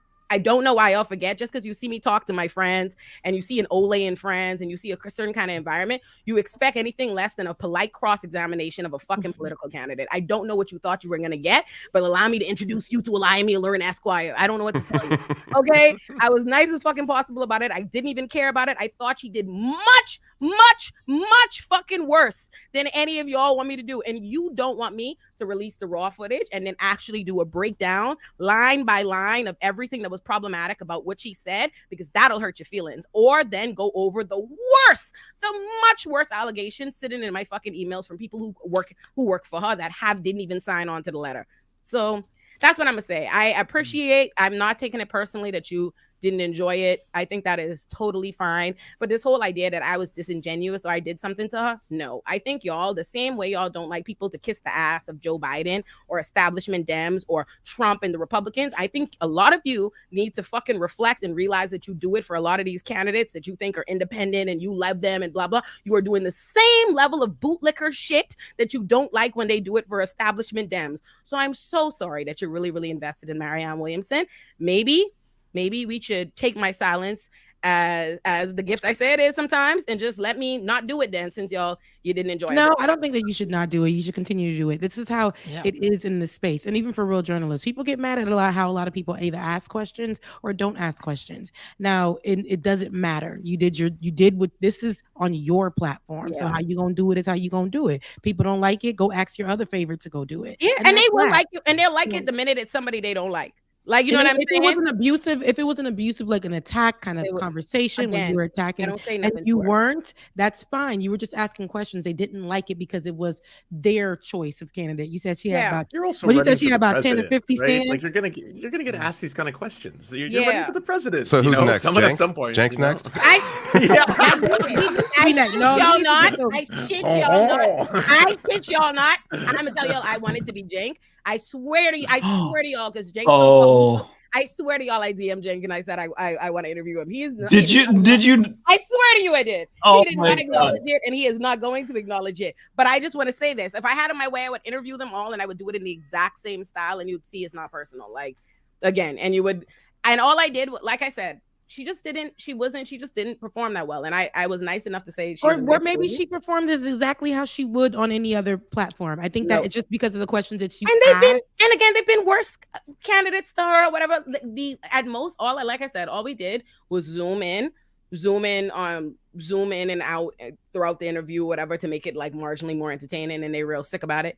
I do that to my own face in my videos sometimes. Anybody who watches my videos know I do that to myself. That's your style on the show, and I've seen it on other people's stuff too. When they want, I didn't create it. I did not create it. That is a style of an interview that's already existed. And it shows it's for entertainment purposes. And that's, anyways, people watch your channel, they know that it's not just always going to be that way. If there's something that is said, you will zoom in or whatever. That's how you've been doing it. Now, I think that what they were feeling like is that she wasn't protected in the interview. And this is what I want people to understand. Like, she's coming on a certain show. Y'all know how Olay gets down anyway. And I think that you, as you were saying, you were being pretty light on her. So in this sense, I don't know. I don't even think it's a back and forth type of situation. You did the interview. You said she had about 5'10", or was it 50 or whatever stands. Now, here's the thing: they're come after you. You've had worse come after you. You had people from Jenk's show try to attack. It's okay. Yeah. Like, people think that other people are not above accountability or being asked questions or whatever. And because, like I said, I had Marianne on my show before. She wasn't bad. We just asked her a couple of questions, and on my show style, we give you a short little segment and you go about 3 or 4 questions and you go. But yours is it's a segment that was dedicated to Marianne. So you're gonna want to get personable. This is somebody who is running for potential presidency. So you want to get personable. You want to get her out of just how she is, that, just the white woman. We want to know more about it. So people were mad about how you did it. Okay, it's to be totally fair, like I said, it's only a handful of people. They were not the majority, and that is their right. It's their right not to enjoy the interview. They don't have to like it. I think that's fair. I mean, the shit bored me. But I just don't appreciate, what I don't appreciate is this attempt to make it seem as though she was set up, or she was maligned, or she was something. No, the fuck she wasn't. Okay, I asked her a question and I let her answer straight. I don't know what else you want. Okay. Like, she would not come off more compelling. She's not any more compelling in the raw footage where she's just simply not zoomed in on. Okay. So, and if y'all gonna vote for her, just vote for her. Don't let it be based off of, don't make it seem like there's an angry black woman who went in and attacked Marianne. I just want us to be more mindful in this space of the way that we do a lot of the things that we criticize. We don't like when the liberals do it. Oh, it's the liberals and their shit libs and all this bullshit when they do it for the Bidens. But y'all do it. The same shit happens every single time some person that's not Biden says that they're running. The exact same people decide, I am fucking campaigning for them. I'm volunteering for them. I'm really invested in their campaign. And everybody in this space is required to not only not be against them or whatever it is, but to in some way celebrate them or help them or boost them. And I'm so sorry that that's what y'all have experienced. Because I agree that in the leftist internet town square, it seems that everybody that likes Marianne's campaign is a personal friend in some way that brings her on, and they're kikiing back and forth with her, and they're going out of their way to try to present her in the best light. I'm not gonna fucking do that. And I'm not gonna do that for any politician that I bring on in that capacity. I'm just not going to do it. It's so weird that they had this reaction at all. Like, the most common sense thing to do is, if you just have a bad interview, just ignore it, let it go. No one's gonna remember it. The idea that they freaked out about it is so bad on their part. Like, they made it worse. I've only heard of it because they're complaining about it. I never would have heard of it. Yeah, David would never watch anything that Olay makes. Of course, he would have no idea it went up. It's Marianne. I don't care at all. Like, I follow the campaign, so it's just like. I thought they did her a disservice. Lots of people do those kinds of style of interviews, and once they're in on it, like if they just receive it well, recognize what it is, but they just seem out of touch. Like, it made it her own staffers, the people who were complaining, because they obviously work for her. Present day, they I swear to God, they do. They be saying it like they made it worse for her, because by being upset, they showed that it was a bad interview for her. Like, I didn't objectively say that. There were people, I know there are people, including, like, I think the Vanguard is really objective. Love them. The Vanguard boys love Marianne, and they helped me even get in touch with her campaign. And after watching the interview, they let me know that they loved it and thought it was really fair, that it highlighted ways that they thought she was good, and illuminated some ways in which she's not so good. And that's what it could have been. But by them coming out blue in the fucking face, it showed that you didn't think your own girl was impressive. And that's your own. That was a bad strategy. I don't think they should do that to her going forward. And you know what's funny? I was nice enough. I didn't go out of my way to promote this interview. I haven't been like sharing it everywhere. I didn't go to y'all like, y'all need to go watch it, blah, blah. That's why I didn't even heard about it. So that is really my answer. I'm sorry, Cosmere Dragon, that you didn't enjoy it, but I still appreciate you and your viewership. And I hope you stay subscribed and watch the next thing I put out. And I hope you like it more. But I promise you, I think down the line, when I interview other political candidates and crossing candidates, you see other, because it's like, I think when people aren't familiar with my show and they don't know the different styles of interviews, like Iconic is its own style of interview where it's that way. When I interview other politicians, you'll see it was not personal to Marianne. So I'm sorry she and y'all felt I don't know. I'm waiting. We all know you're gonna fangirl when DeSantis comes on.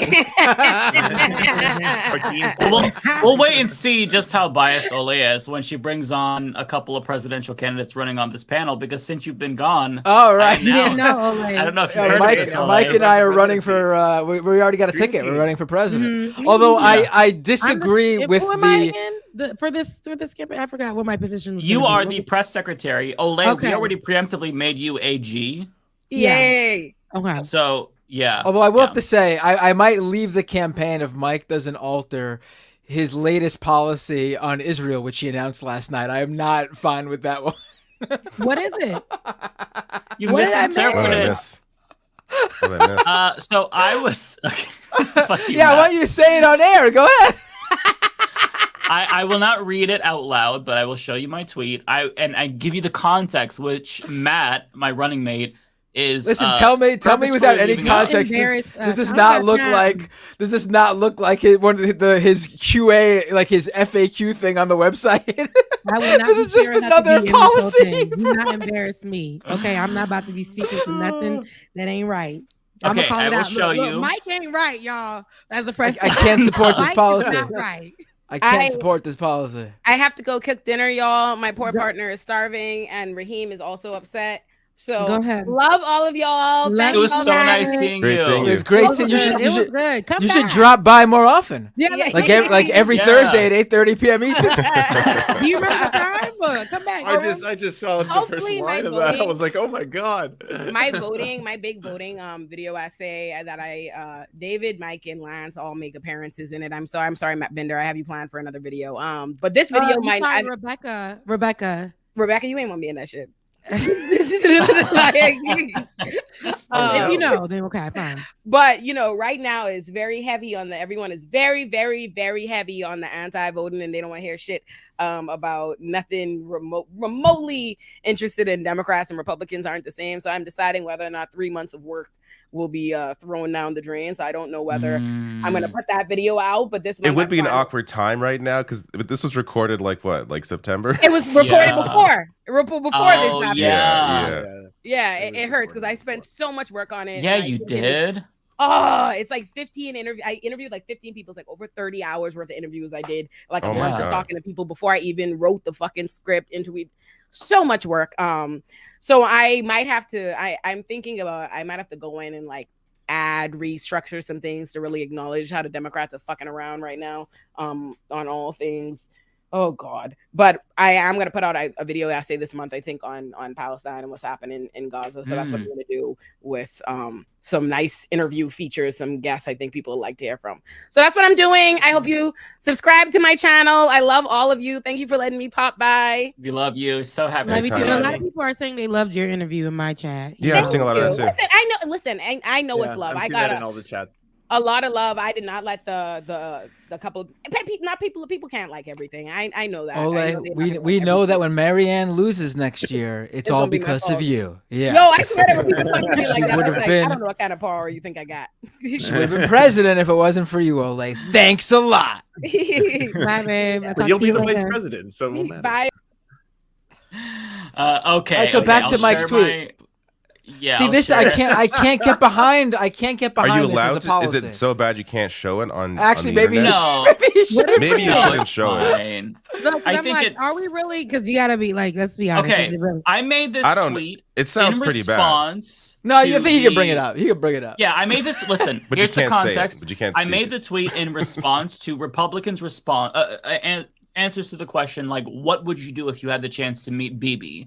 And then the tweet after this one provides the context, but here it is.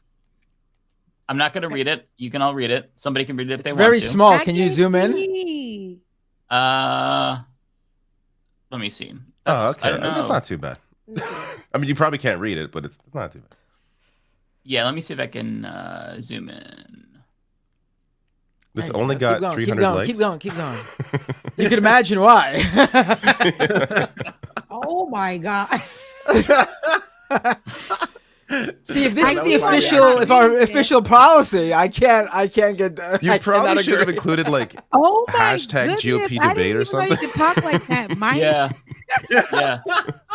It was so That's the and side of Mike I didn't honestly, know. like it seems like I'm trying to be funny, but like this was a rage tweet because each of these assholes on the debate stage were just like going out of their way to one up each other and be like, no, I would be more supportive of and it was so this is what I like. This was me like satirizing them basically, and then as you can see below that, it says summary of every Republican tonight during the debate. If I could fit that in here, I would, but I don't pay for Twitter, unlike Matt Binder, who has the blue check. So I don't pay for it. You don't pay It's for been it? gifted. Oh, you were grandfathered Have you got at any this money time? yet, Matt? Are you No, friends? it was given to me as a punishment. You No, I don't know, that but story, Rebecca? with the whole monetization thing with Twitter, have you been paid out? Have they given you any money? Oh yeah. And is it not a lot. Oh, no. Matt, how did Because I saw I don't know Hank the Green story. post about it, and he posted the amounts, and he's like, I had first got like $1,000 a month, and he's like, now it's like 12. Oh, And I it's never like, got yeah, this is like $1,000 a month. He's like, the this is most, like the the most, definition of a, like, the most I ever got for a month, I think, was like $30 or something like that. I have to go back and check. Maybe it was like 50. with your impressions too. Okay, so Yeah, I checked. It was always a That's- Ponzi scheme. This is I get like 50, 60 million impressions some of those months. And Yeah, the payout was $80. Oh, the or Krasensteins something, are such max. scam lords. Then what a fucking No, scam those lord. brothers, they came back because I remember when they were on there before, yeah. and then they came back, and now I'm just like, I'm He's not teaming feeling on. them. He not did a whole feeling post them. where he's like, he's holding up a check. He's like, I make $20,000. Here's how you No, can I too. think Sign up now and all that shit. No, the thing is that Their impressions you are get not even as high as they were at you all. you get paid based on impressions by other blue checks. That's the thing. That's the caveat no one seems to know. So you only get paid if other people who pay for Twitter Blue view your stuff. So if you're someone, a right-winger like Ian Miles Chung, whose followers would pay for Twitter Blue to show their support for Elon Musk, because that's mainly what that thing is, then you're gonna get a lot of money because that's your base. That's who views your shit. Anyone who's like who's formed like a fan base of like Elon Musk lovers, Tesla lovers, right wingers who like showing their support for what Elon's done with Twitter. Anyone who has that base of support as their followers is going to make a lot of money. The only cohort I've seen that isn't in that group that seems to be doing well is, in addition to that, are like tech founders, because a lot of them bought the blue check because to them it felt like they were getting something out of it to promote their website services or whatever. So I've seen that they make a lot of money, and they're not in that group. But other than that, like one exception, the majority of people who make money via that are in those groups of Elon lovers and right wingers. I've seen like big like video game like pro esports guys who are like completely apolitical, who you would think like who have like hundreds of thousands of followers, you think they would make a lot, and they've complained that they don't make anything off of it. Like they've posted their stuff and they've like I think like they make just as much as me, like $30, $40 or something like that. And these are people who have like millions of YouTube subscribers. On what's his face? Logan Paul's podcast, one of his co-hosts was even complaining about how little he made from it. And this is again a guy who's got a huge YouTube following. Like the co-host is a guy who's big on his own without Logan Paul as well. So this is the major caveat, like you need to have people who pay for Twitter Blue to follow you. And the interesting thing is that I haven't seen anyone approach this, is they just rolled out a new Twitter Blue tier. Again, it's called X Premium now, but I call it Twitter Blue still. They came out with a new tier though, X Premium Plus, which instead of $8 a month is $16 a month. And the only additional benefit that you get, other than from the $8 per month plan, is that apparently you get extra boost in the algorithm, which, okay, whatever. But number two is that you view no ads at all. So if you got people paying for X Premium Plus at $16, doesn't that demean the bonus for the people who want to get paid through the monetization program? Like, it makes no sense. Like, you're basically letting people pay to not let their their view count towards the monetization program, thus screwing over people who are signing up for the monetization program. And I can guarantee you there's no like model in there that pays them like how YouTube pays people who like they have a way to pay people based on how many YouTube premium viewers view, like to make up for the loss in ads that are getting shown to them. Twitter doesn't have that built into the pie. Please, they have no idea what they're doing with that. It sounds like I'm amazed Twitter's still around. Pay more, get more of a voice. Yeah, it's the Trevor Project just left Twitter for permanently. Oh yeah, a lot of people. I mean, horrifying. I'm still on there because this is how I view it. It's a platform. Anyone can go on it. So that means people from all sorts of backgrounds who are into all sorts of things are on it. And it's important to have a voice on there so that you can provide those people with something that isn't just going to be right-wing bullshit and disinformation nonsense. It's very different than like, you're going to work for a company that has bad values. I would be on any platform, any open platform, in order to make sure that people are getting other voices on particular topics, so they're not getting siloed in some sort of. Oh, I totally agree with you. That's how I look at it. That's why I'm still on there. Why people would want to leave too. Right, right. I get absolutely. it, right? Because like this is my thing. Like replies are ridiculous. Like I launched a newsletter years ago on Substack. And then Substack started directly signing people, like direct payments, like paying them to people who were engaging in transphobia and all sorts of terrible anti-vax nonsense.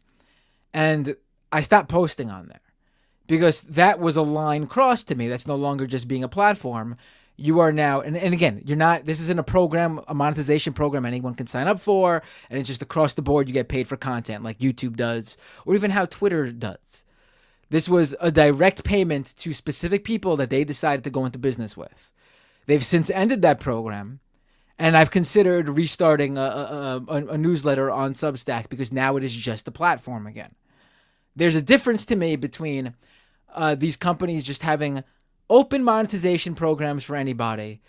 Oh, and then because that makes it, that's still an even playing field. So in a sense, but then if you're going to directly work with people and pay them out like a salary, then you're putting your finger on the thumb. You're taking a side. You're choosing who gets financial compensation for the content they put out. And I'm not fine with that. If it's content that I don't agree with. In terms of it being nefarious, not just I don't agree with it. There's all sorts of stuff I don't agree with that I'm fine with people. I don't agree with a lot of dumb shit out there, but I have no problem with, I'm not going to, take a stand against it. I have a problem with odious content that hurts people. Makes sense. I said finger on the thumb. I'm sorry. Thumb on the scale. I don't know what I was. We could also put your finger on your thumb. Finger. You can also put your finger on your thumb. Chat. Listen, I've been talking. It's Thursday. I've been talking for hours now. The majority you have a lot more hours to go. I'm pretty sure after that. What were the big topics today on the Majority Report? What was going on? Palestine. Israel. Yeah, that's all I've been talking about basically on What's going on in Gaza? I'm not even sure what else is going on in the world, to be honest with you. Remember that brawl? Remember the Montgomery brawl? I think this is a terrible update. Yeah, no, but it's been updated. It's been updated again. So, I guess the guy that the black man that they initially went after during the brawl, it was said that he was charged. I think like he was charged with third-degree assault. So the co-captain, the guy that they initially went up to try to fight the drunk white people, and then the brawl happened. So they said that initially that he was charged with third-degree assault. Honey, now when it got to the internet, everybody was like, oh no, like he should have never been charged. It was their fault. They had to protect themselves. We were having that conversation online. Now, the city of Montgomery and the Montgomery Police Department released a statement clarifying that they did not file charges against the co-captain. I feel like, though, they backtracked, they recanted because because even major news locally was reporting that the co-captain was charged with third-degree assault, but they came out and they made sure they made a press statement that he was not. And so I didn't know that part. Okay, yeah, that's good, that just happened about 3 hours ago. Okay. They made the statement to clarify that those charges have not been filed against Damian Pickett. Then it's unclear right now if he's been arrested, but that was that. Or yeah, that was that. They said they weren't charged. He wasn't charged, but I think it's because all of the drama that was going on, and they don't want nobody taken to the streets right now, especially with they just didn't want that. So we'll see how that goes. We'll see what develops and what actually happens to the co-captain if he gets charged at all. But that was something that made news a few hours ago. Oh, and then Tracy Chapman, I know we were talking about music earlier. She actually became the first Black songwriter to win a country music award for the Song of the Year. Now, that song that she made, was it a Fast Car? Came out 30 years ago. And so she is the first Black songwriter to win the country music award. Wow. And that's because the song had got popular again. It started making its rounds again because of Luke Combs. I know that track Fast Car. That's awesome. Yeah, and because of Luke Combs, who brought it back out, he did the cover of it. And I'm surprised because I know somebody else wanted to utilize her song, and she didn't give them the chance to do that. But Luke Combs, he covered it and made it popular again. And then so it gave her the opportunity to actually become the first Black songwriter to win the Country Music Award for that song. And it became Song of the Year. Song of the Year. Wow. So 30 plus years, I think. So we were talking about this in the majority report earlier today. Really? So you talked about something else, you see? Yeah, I forgot. Yeah, we've talked about a few. We also talked. This is still. We played the audio from Meghan McCain's, I think, her podcast. Did you hear that? She was afraid of Chuck E. Cheese. Yeah. She's afraid of Chuck E. Cheese. She thought her husband convinced her there'd be a terrorist attack. Because of Hamas, there was going to be a terrorist attack. Wait at a Chuck minute. E. Cheese. Were they? They were at the Chuck E. the very popular Chuck E. Cheese location in Rafah. Right. Yeah. I can see why she was worried. She is so stupid. She blocked me after she misheard the slogan. She thought Hamas was saying "from the river to Chuck E. Cheese." That's what she thought. Stop.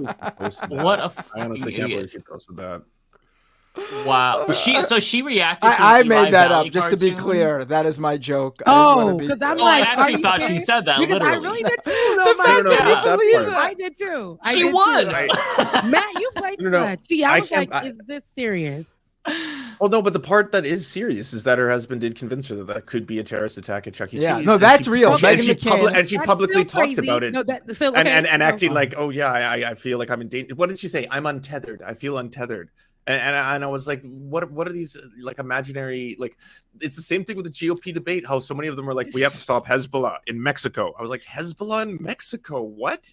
Like this sounds like a problem with whatever media she's, obsessed, like whatever she's reading and listening to is what is rot in her mind. You know what's even crazier? Like, we've heard a lot of stories about, Jewish people all over, in the U.S., for example, being worried about anti-Semitic attacks. And maybe you would think, oh, maybe this is what she was thinking. She's not Jewish. Meghan McCain's not Jewish. Right. Her husband is not Jewish. She is not Jewish at all. This is completely her, like, trying to victimize herself over something that literally does not affect her at all. At all. Also, the idea that do people understand? Do people understand what Hamas is? Even like they seem to really have bought this this connection from the Israeli government that Hamas is ISIS or Al Qaeda or something. Hamas is literally just in Gaza, specifically as a Palestinian organization to liberate or whatever. They've engaged in terrorist acts, obviously, but that is what they are. They're not like, they have no capacity to. It's like what we talked about a couple of weeks ago. The person in like Dershire or whatever weird ass UK names there are, places in the UK, who saw a person paragliding and they thought it was a Hamas fighter coming to attack England. Like, people don't understand like what's going on here. Why would they make that girl look like that? That's crazy. And who said she feels untethered? Eli Valley's really a good artist, by the way. I've interviewed him before. That's good. That's good. She responded to that cartoon, by the way, and said it was the most anti-Semitic thing she's ever seen. Eli Valley is Jewish. He's Jewish. Yeah, he's Jewish. He's a Jewish. Megan McCain is not Jewish. They're gonna utilize those hot words right now, just because they know that the right is using that all day, and they be the ones that are in. This is so ridiculous. It's like she just believed something really dumb, and I think that we should acknowledge that. It was stupid, and the fact that here we go. We can circle it back to the cult. All of her following, those culty people, could believe all of what she's saying. You see what I'm saying? Like, and believe that some people that will not do any research, I thought that was serious. They would really listen to her and think that right. Chucky got issues. Chuck E. Cheese. They're gonna go protest in front of Chuck E. Cheese. They're gonna go boycott Chuck E. Cheese because of that. It's really stupid. Damn, they so dumb. So I have a video about this tomorrow, but Sean Hannity, he decided to bring on Naftali Bennett, the former prime minister of Israel, and talk about the pro-Palestinian protests. And the hysteria was amazing. So one of the first things that he talks about is how scary it was to see pro-Palestinian protesters in front of the White House chant Allahu Akbar. And he was like, you want to know where else they chanted this? On 9/11, when 3,000 Americans were... It's like, my brother in Christ, it means like God is great or something, and like they say it in prayer, like what? And so he was like hysterical about this. It was the most virulent anti-Semitism he's ever seen in his entire life, and yeah. And like, they didn't. You see what I'm saying? It's strong and wrong. You see, like it's just oh my gosh. Yeah, or it means God is greater, actually. Yeah. The really fucked up thing is that there is a lot of horrifying anti-Semitic attacks going down. Like there was multiple ones in Montreal. There were Jewish institutions that got firebombed. There's a person who bought a gun to school. Like that shit is real fucking horrifying. But we have to focus. But we have to focus. But we have to focus on the slogan that Rashida Tlaib and many decades-long Palestinian liberation activists have used. That's what we really need to focus on instead of the actual and of course the people who have spent their entire lives calling out anti-Semitism. I mean, literally every person that I have come to respect over the past couple of years, not even just decades, who've dedicated their lives to anti-extremism research and activism, who've consistently been on the issue of anti-Semitism, have come out and have been subjugated to all of a sudden being called anti-Semites because they recognize what's going on in Gaza and they stand with Palestinians and what needs to be done to literally protect everyone's life over there, innocent Palestinians and Israelis. But they're having anti-Semitic, the charge of anti-Semitism weaponized against them, while real harmful acts of anti-Semitism spread, and they can't focus on that because we're focusing on all this other bullshit. Yeah, it's so disgusting because anti-Semitism has been a growing problem in the United States. So to just like demean the meaning of that and say, oh, well, free Palestine now too, that means that's anti-Semitic as well. I've actually seen this argument on Twitter. It's so insane. It just devalues hate speech in actuality, and it's a ploy, right? They want to try to. We've seen like Nikki Haley try to attach Zionism to Judaism, right? And that's like that feels like such an attack on the entire Jewish community because you're basically saying all Jewish people are responsible for the crimes of the Israeli government, and these are the same people who usually will try to attach all Palestinians with Hamas. Like this equivalence really helps them, and it's disgusting though because like you're pretending like the real bigotry is people calling for a ceasefire, what in actuality, like there's actual anti-Semitism, actual Islamophobia going on, and they're just trying to distract us. And it's working, unfortunately. Like they're getting us bogged down on the language. They're censoring Rashida Tlaib. Like they're trying to get us to not actually focus on the real issue. Fire. You would have thought they said something else. Like you would have thought, like, even some people's favorites, but some people's favorite superstars are coming out and crying about it. I'm talking about people that I really watched and was like, I think that's such a great actor. Wow, such a powerful woman. And they're coming out here and crying about the ceasefire. And I think that's they're so focused on that, and then telling their base, like telling the people who follow them that is such the wrong thing to say. And people like Marjorie Taylor, they're out there saying that people should be, they're going so extreme, saying that people shouldn't be seated because of this. Yeah. And again, Marjorie Taylor Greene is somebody who has allegedly led a lot of conspiracy pages that attack. She's also got a lifetime of anti-Semitism. Yes. Like she's just a raging racist. She's gone. Yeah, she's a racist. She goes again and then hits the marginalized groups like nobody's business. People like the LGBTQI in the office, attacks people like this is who she is. But she's asking for people to literally no longer be seated because they said ceasefire. People who are close to the issue, people who, I don't understand the concept and the, like, again, this is the people who we have running America. Who don't want to call a thing, but then again, our own president really doesn't even want to say anything about it. So, and this is again, now we don't want to both sides this issue, but this is all of them. So I look at all of those people crazy, whether you're on the right or on the left, and we're seeing that people who just aren't speaking up or on the wrong side of this, it's ridiculous. Marjorie Taylor Greene and goddamn Joe Biden are on the same side of it to me. I wanted to know, like, I'm sure you all have seen this by now, but I had to address this. We didn't talk about this before. So on Instagram, if you haven't seen, Amy Schumer has been going just wild on this issue. Have we not talked about Amy Schumer on this show yet? I think we have to have. I don't think we mentioned. Did we? Okay, well, if we haven't, I've got to read this post. So she actually shared this.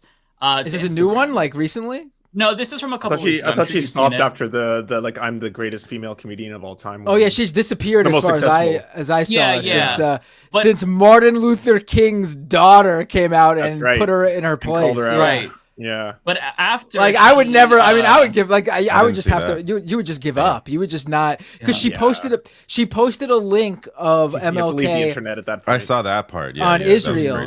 And then Bernice King came out and was like, yeah, you can't use a video of him without also putting in the context that he would without a doubt be calling for a ceasefire because he wanted peace and wouldn't want to see any lives, Jewish or Palestinian, be taken.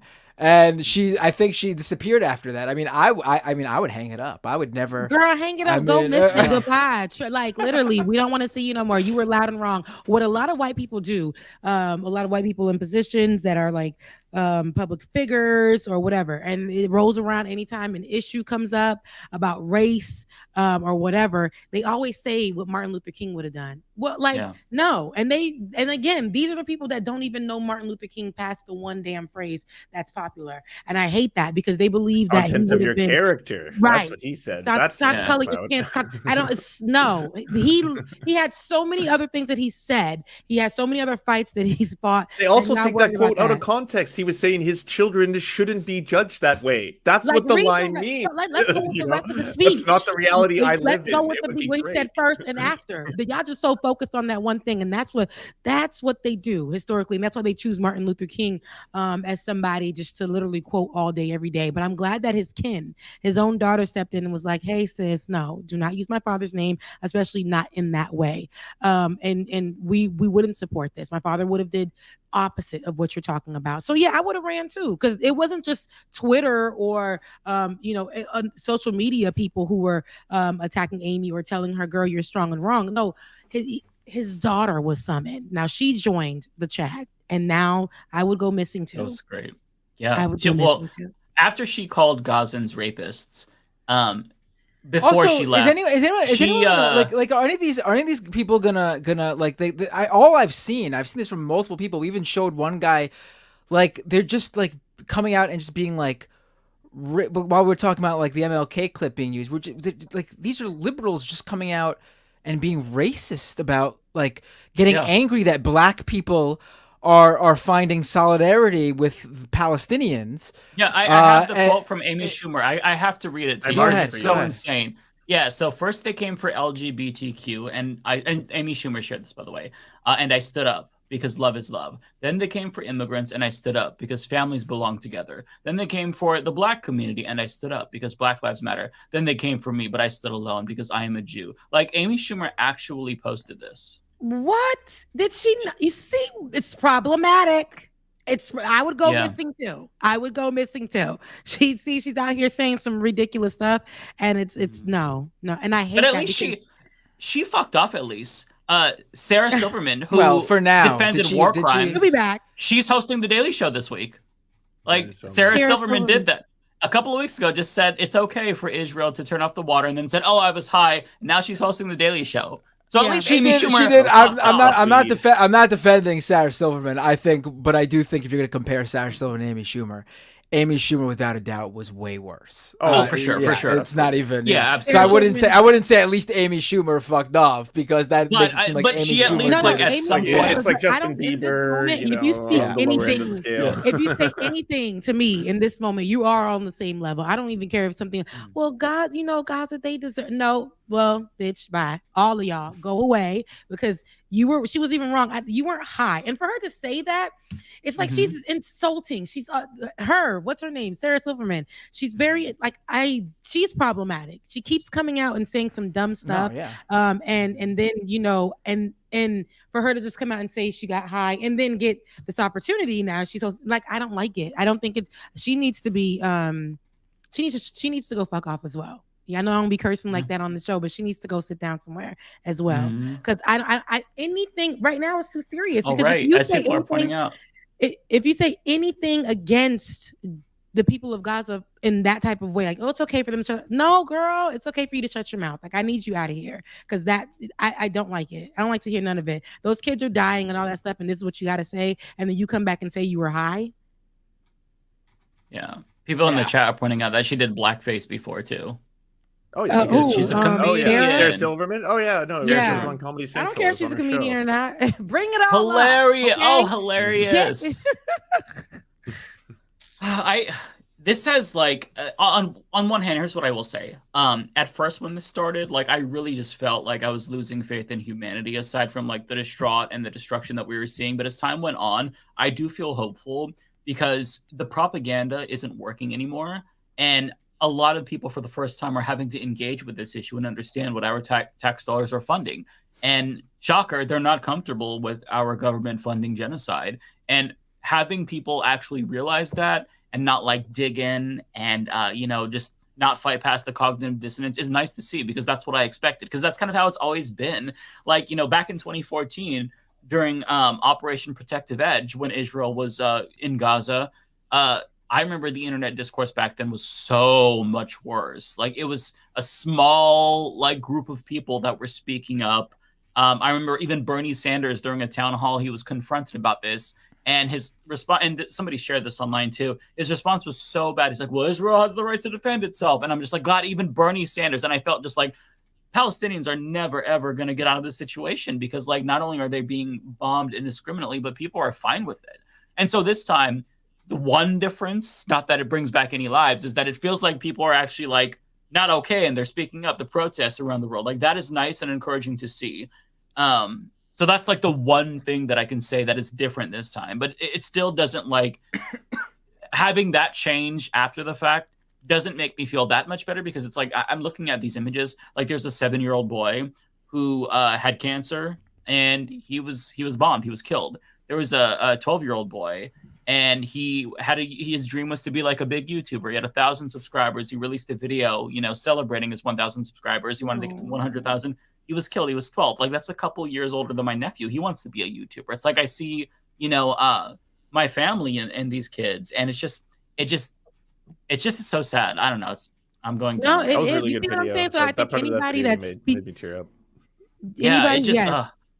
Anybody that speaks against like says anything to me like stupid, that's like just irresponsible conversations or comments, especially people with bigger platforms. I'm gonna look at you crazy. I'm gonna definitely look at you crazy, because you don't get to make any jokes about children dying or not having access to water or any of the basic things while you sit on the internet and you get to have these conversations and you get to turn around and say that you got high and then getting awarded with the show. I don't like to hear it. And then the other woman as well. Anybody, I don't care who you are, black, white, purple, blue, gray, in between, on the side, whatever you identify as, I will hold you all accountable. You're not above it at all.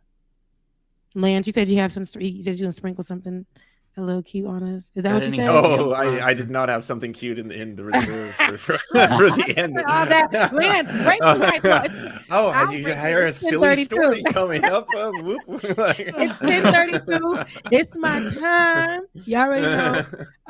But I know you guys are gonna get to your super chats, and then you're gonna get to your after hours with Eminem.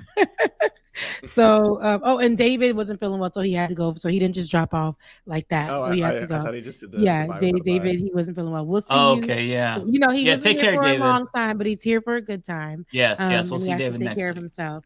But I just wanted to read. I didn't get any. I can't get super chats, but for I promised I would read the. Yes, from David Mendoza. I don't know what this is for. Are you treating me to lunch or something? But it was for salmon, quinoa, lentils, arugula, chili powder, cumin, and then honey Dijon. I don't know what that was for, but thank you so much. Thank you so much. You guys, listen, I want to up my YouTube subscribers. Thank you for everybody who has already subscribed. I love being here. And being here with you guys on Thursdays, and for everybody who watches on Saturday mornings as well, like it or not. You listen, get your mama, your grandmama, your friends, your cousins, your in-betweens, your side chicks, your side boos, to go ahead and subscribe. Listen, it's a good time over there. It's a great time over there. We're working on the monetization of it, but just having you watch is a good deal for me as well. So head over to my YouTube channel, Rebecca Azor, and just definitely follow or subscribe. It's a good time, especially on Saturdays. Yes. And y'all need to watch on Saturdays, because I feel like y'all don't be. So on Saturday morning at 10 a.m., 10-ish, because I'll be working on Saturdays too. 10-ish, I'll be rolling in. You guys just watch. It's really fun. Benjamin Dixon is my co-host on the show, as well as my DJ, Bubba, who always starts off with his 15 minutes where he's just DJing for you guys, making you guys laugh, making it real cute. But you have a personal DJ that just like follows you around your house? He's one of the co-hosts. He's not in our house. Yeah. I've been on the show. He's a blast. Yeah, it's fun. It's really fun. And so you guys should definitely watch on Saturday mornings. But I just say that to say thank you guys for the ones who already support. And I love you guys, mean it. All of you guys. I love you guys, mean it. All right. Let me love on y'all. Don't be afraid of the love. I'll see you guys next Thursday. We love Bye, you too. guys. Yes, take care. Bye. Bye. This show just flew by. I can't believe it's already we're way too close. Yeah, it was because Ole was here. We had a lot of fun. Yeah, she was on. That's right. Right. Yeah, Lance, do you have any chats that you want to read or? No, I'm streaming on Mind Explosions. But thanks to everybody who's been watching on that stream, because I'm halfway to monetization. Thanks to all of you. Nice. This little cheat code. So well done. Y'all are super awesome. Yeah, and I will address the one person who's been hopping in all the chats, acting like a complete fucking asshole, saying, "I wonder what Mike thinks about the fact that he'd be executed in Palestine." I see that shit all the fucking time. Maybe stop trying to leverage fucking marginalized communities against oppressed peoples. Like, what the fuck is that as a point? Yeah. There are Republicans in the United States who want to execute fucking gay people. Also, there are queer people in Gaza as well. Yeah, but it's not like does your basically condemnation of oppression come with like terms and services? It's like, oh well, it depends on whether or not I feel those people are progressive enough by my standards. Maybe then I should oppose ethnic cleansing. At that point, I'll start to think about the ethnic cleansing once I find out how progressive they are. Like, it's such a fucked up fucking rational. But anyways, yeah, and listen, I'll say this: the person who outed me also said to other family members that they wish that I would have just committed suicide. Not once did I think, man, you know what? We should do an airstrike on that person's house, because human rights are human rights, and you can't just like deny them because of what you think they want to do. And what's crazy is that, like, I've seen this so much too. Like, oh, they throw you off a building. 50% of Palestine, 50% of Gaza is children. Like, do you hear what you're saying? Like, you want to subject these kids to bombs because they might be homophobic, in your opinion? I mean, I guess that by that logic, Also, we should from go ahead the- and displace also- people in the South. They're all homophobic. Like, what are you saying? It's so insane. I mean, also from the Jerusalem Post earlier this year, Israel saw a record number of 3,309 instances of violence and hate speech directed at members of the LGBTQ plus community. So I mean, I mean, if you're trying to conflate that, like, Israel is somehow any sort of anomaly where they don't also have homophobes like every other country does, then I mean, I don't understand what your point is. And they by the way, it's not just Gazans who they do this to. I remember after Prop 8, they did the same thing. I think that was the one where they said that it was a majority of black voters supported Prop 8. And it was like, oh, see, so you shouldn't support black causes. Like, is this like a war between marginalized groups where you're going tit for tat? Like, hey, you didn't support me. Like, are we actually doing the Amy Schumer thing where it's like, I spoke out for LGBTQ people? Yeah, like, that's so fucking weird to me. Also, these are children in Gaza who are dying. These children don't have any anti-LGBTQ views. They don't have any views like that at all. They're children. They are children. They're kids, babies, toddlers. Yeah. And look, even if, let's say, there was somebody there, hypothetically speaking, who was as homophobic as Ron DeSantis, I don't think that justifies them getting airstriked or displaced, or starved. I'm not that kind of a person. So, yeah, but I've seen that so much now, it doesn't even bother me. I just view that as like so embarrassing for that person to say something so stupid, because they don't know, they don't have like a rational argument to convince me to support the indiscriminate killing of children in Gaza. So they have to be like, oh, well, you're gay, right? Well, they want to kill you. Okay, bud. That's very persuasive. So crazy. Yeah. Let's not, I'm sure that was a right-wing troll, because otherwise what is the, it's not someone who watches us. I've seen liberals say that too, but yeah, it's mostly right-wingers who've been using that. Right. No, I mean, I've seen liberals say that too, but I don't think liberals are watching us. I mean, it's amazing. I'll say like, the most like carefully worded, purposely thought out,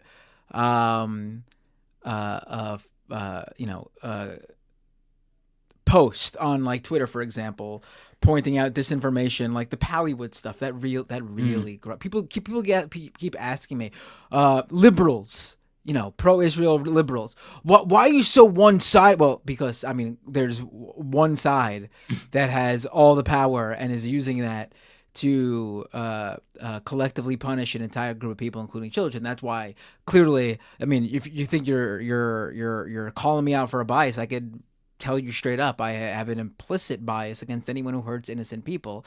I am adamantly against what Hamas did on October 7th, but as of right now, there is no more Hamas in Israel killing people like they were on October 7th. So my focus now is on the country that is in Gaza. That would be the Israeli military, the IDF, and the Israeli government, who is killing people. So that's why my focus is on that right now. But also, I find the Pallywood conspiracy theory especially deplorable. To me, there's nothing out there that I've seen that even gets close. I've seen people question you know, the authenticity. Listen, I think it's fine to question some of the Israeli government's claims. But then there's also people who deny the video evidence filmed by Hamas that shows them committing horrendous acts. There's no question about what happened there. I mean, you could quibble about the stuff that Israel claims that aren't seen on the videos, that don't seem to. You could quibble about that, but there's no doubt Hamas did horrible things and killed innocent people, innocent civilians. But nothing I've seen comes close to the Pallywood thing, because the idiots who claim that the Hamas stuff, what Hamas did, isn't legit or whatever, they're idiots, powerless idiots, small, no power accounts who have no say, no authority, nothing whatsoever on social media. The Pallywood stuff is coming from huge influencers, celebrities, the Israeli government, and Netanyahu's own spokespeople themselves, people with immense power. You have the president of the United States questioning how many people in Gaza really died. It is abhorrent to even put anything on the scale of what we're seeing in terms of the disinformation. The Pallywood stuff goes beyond the pale. There's nothing close to it. I personally find it so disgusting to deny that children are dying to the point where you come up with fake video evidence, pulling clips from movies, pulling old YouTube videos of student activists in body bags and claiming this is proof that the people in Palestine are lying and they're actors. I truly find it to be the worst of the worst. So if you're wondering, why does Matt focus on that so much? It's because I want to. Because I find it to be disgusting. And it's also your show. Yeah. No, it's just like my account. Yeah. Yeah, your account. Yeah, same thing. Yeah. Yeah, well said. Well, fam, if you're doing super chats, I'm gonna bow out as well. I love you both. I'll see you both next Thursday for yes, more love stuff. you too, brother. You take care. Keep making awesome videos. Yeah. Keep doing great Bye, everybody. streams. Take care. Alrighty, are you ready, Matt? Yeah, I mean, I like the Pallywood stuff. Really disgusts me. Like it's on the same level as Sandy Hook, hoax extremist. The crisis bullshit. actor bullshit. Did you see the Lebanese that's what it is. They use it. Did? Yeah, they use the terms and everything. It is beyond the pale.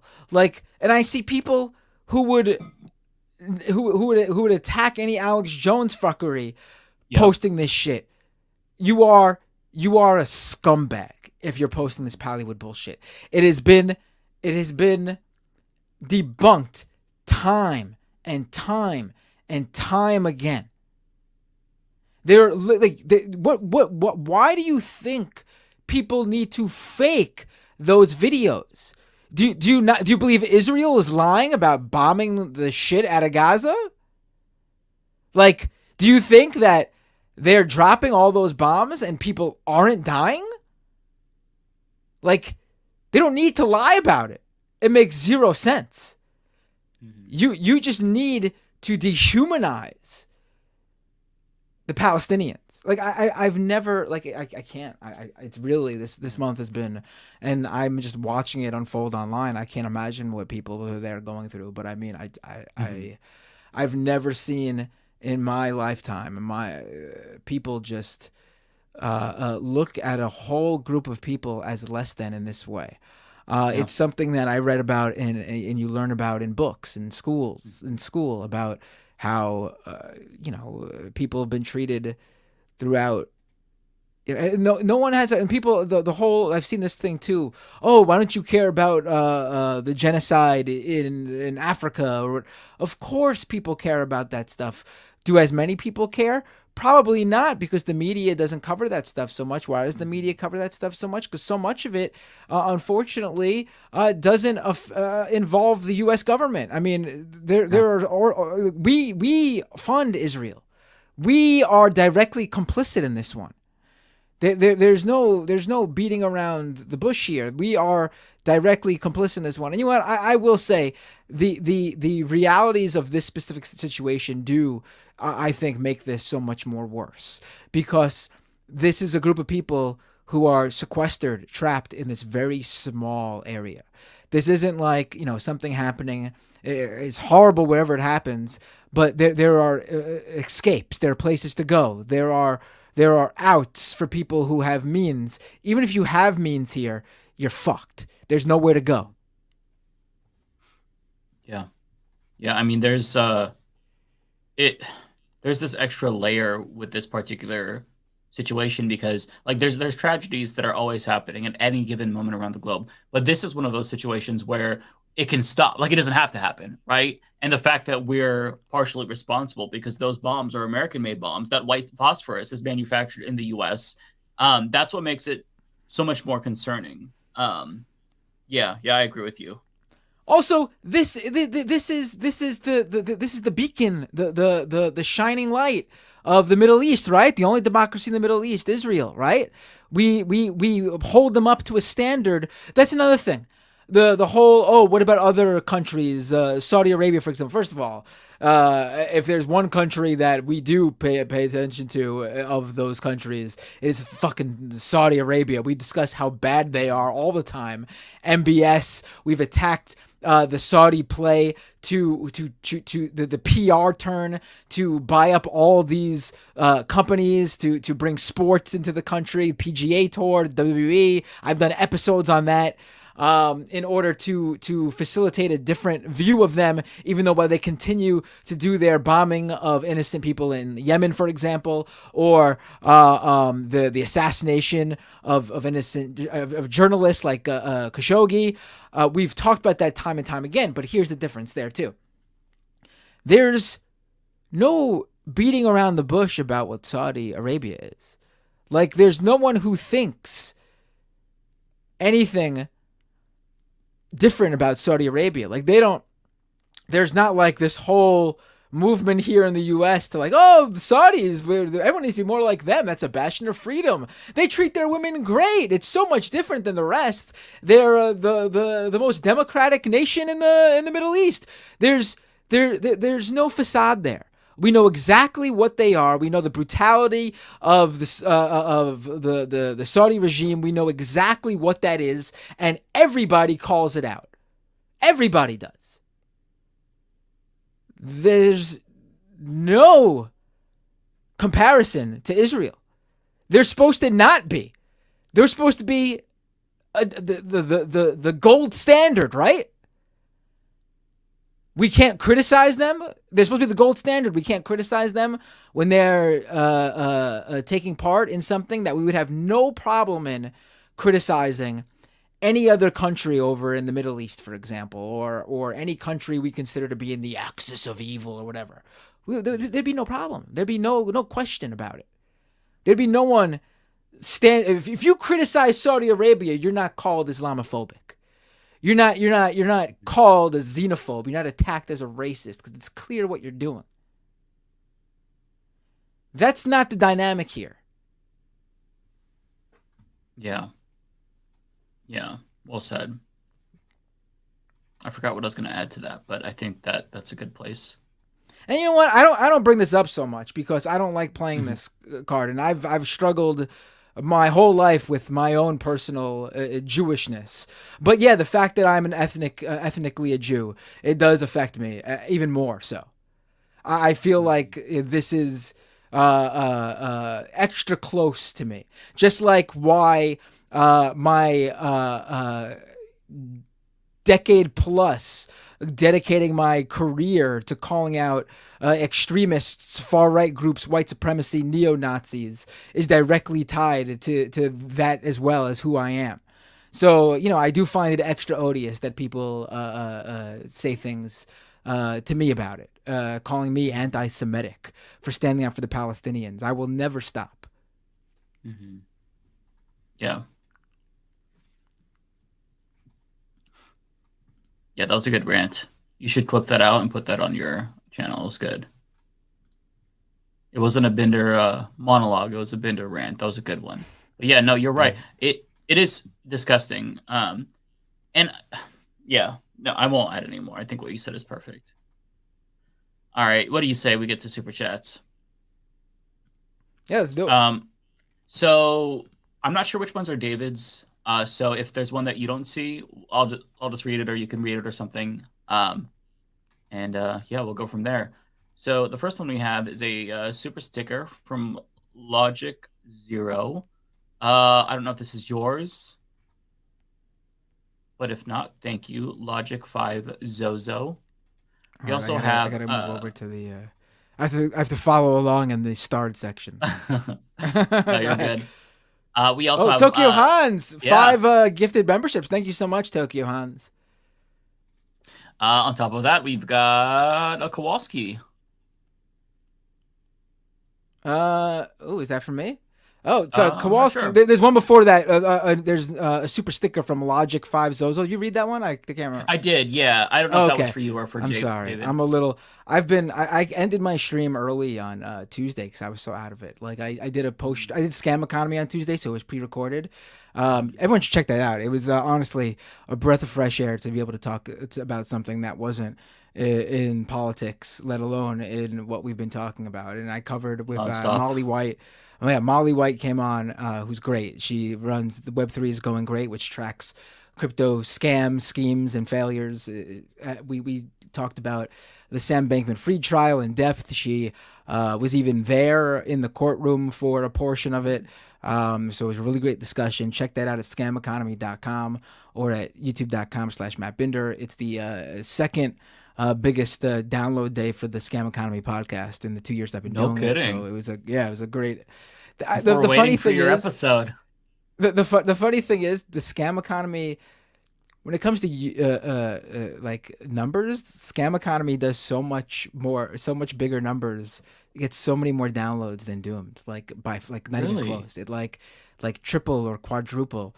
And I think it's just like more people tune into non-political content, honestly. I mean, people, I think, people are spread thin when it comes to politics. So when it comes to other stuff, there's not as much competition, maybe. I don't know. But, and of course, I've been ignoring Scam Economy and covering and doing Doom nonstop.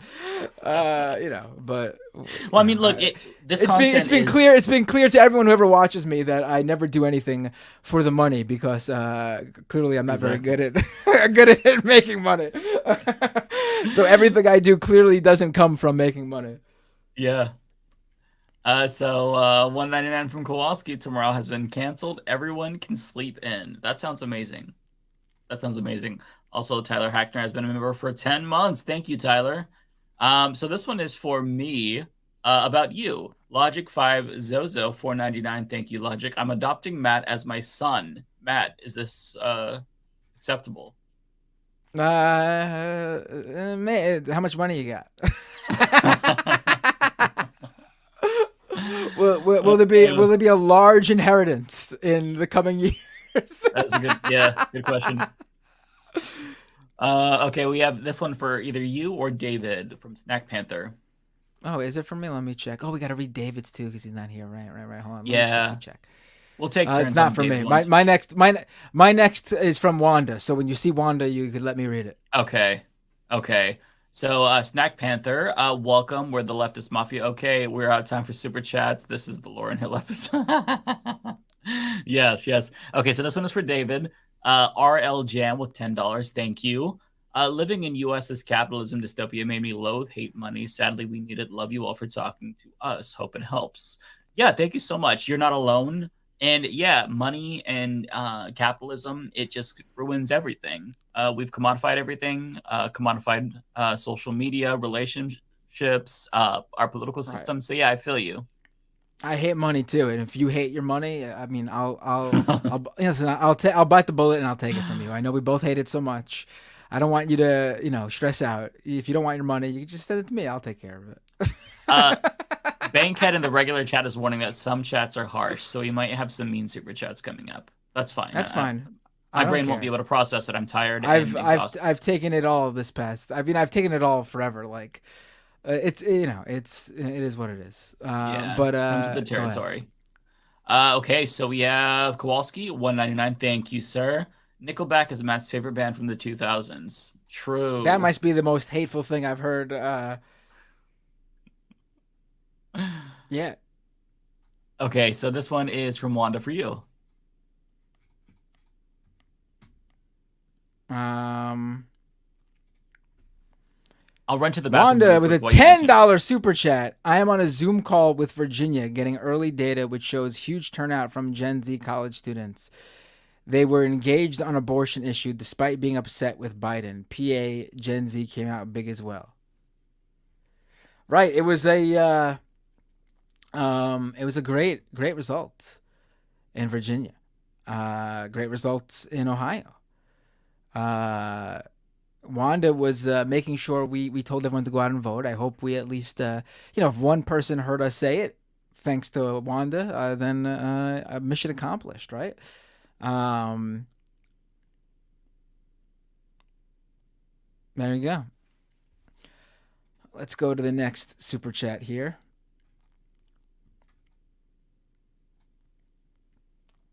Tokyo Hans with the super chat. Wanda just did a $10 super chat. I just want to be cool like Wanda. Wow, is 1,000 yen $10 US? It's close. Not quite. Thank you, Tokyo Hans.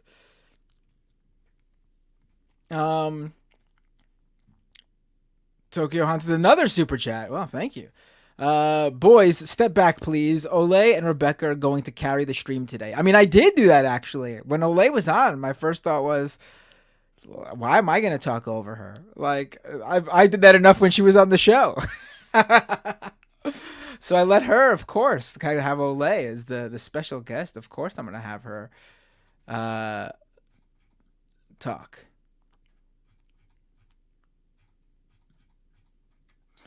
Okay. Snack Panther with $2. Yeah, I'm back. Sorry. I had to get some more water and went to the bathroom. Twin Flame sounds like Scientology Junior. Yeah, I'm super interested in that now. Ole sold it. I'm gonna check it out. Let's see. I believe this is you or David. It is for David, I guess. Okay. Let Rebecca know. My next. I'll let you know what my next one is. My next one is from Donald James. That way it'll be easier. So if you see David's, you can just read it. Yep. Okay, that works. Let Rebecca know music peaked with Rio de Young OG. I will let her know, Kowalski. Thank you. Thank you.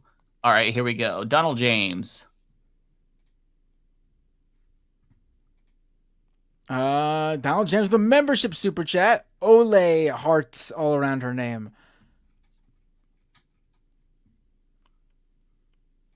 Okay. Kowalski says my previous super chat was a lie. Let's see. My next super chat, by the way, is from T King. T King. Okay, so this one's for David. JCast, $5. Thank you, JCast. Latest GOP debate just wasn't the same without Pence up there talking about eating teacher ass. So I forgot about that.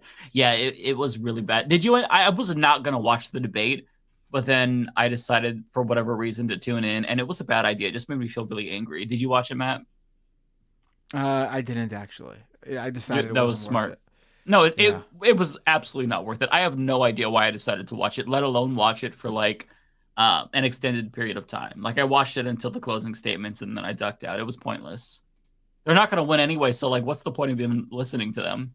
Why rot your brain? Okay, this one is for you from T King.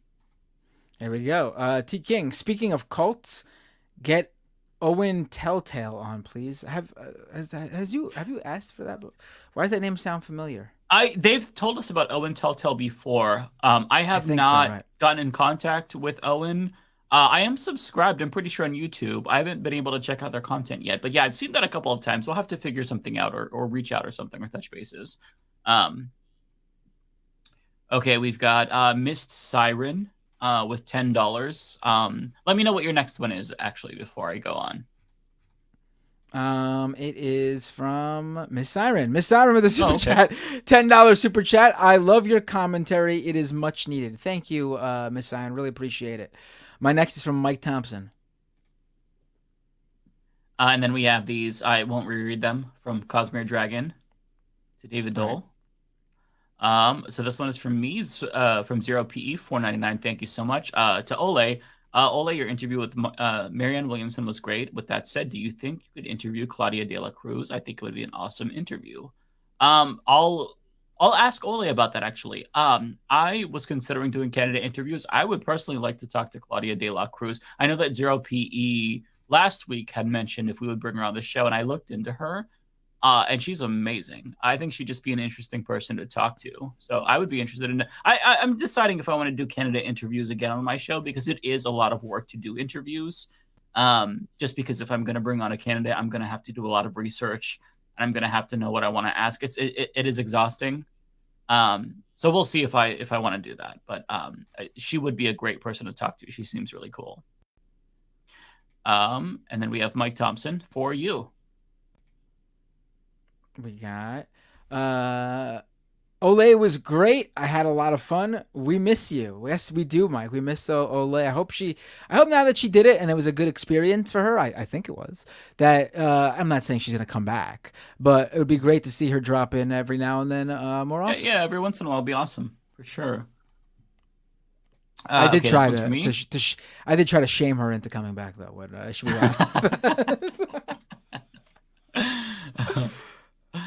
Well, it's cool that she's working on videos. Like, she has her voting video with some of us, and then she has her video with you that she'll do in the future.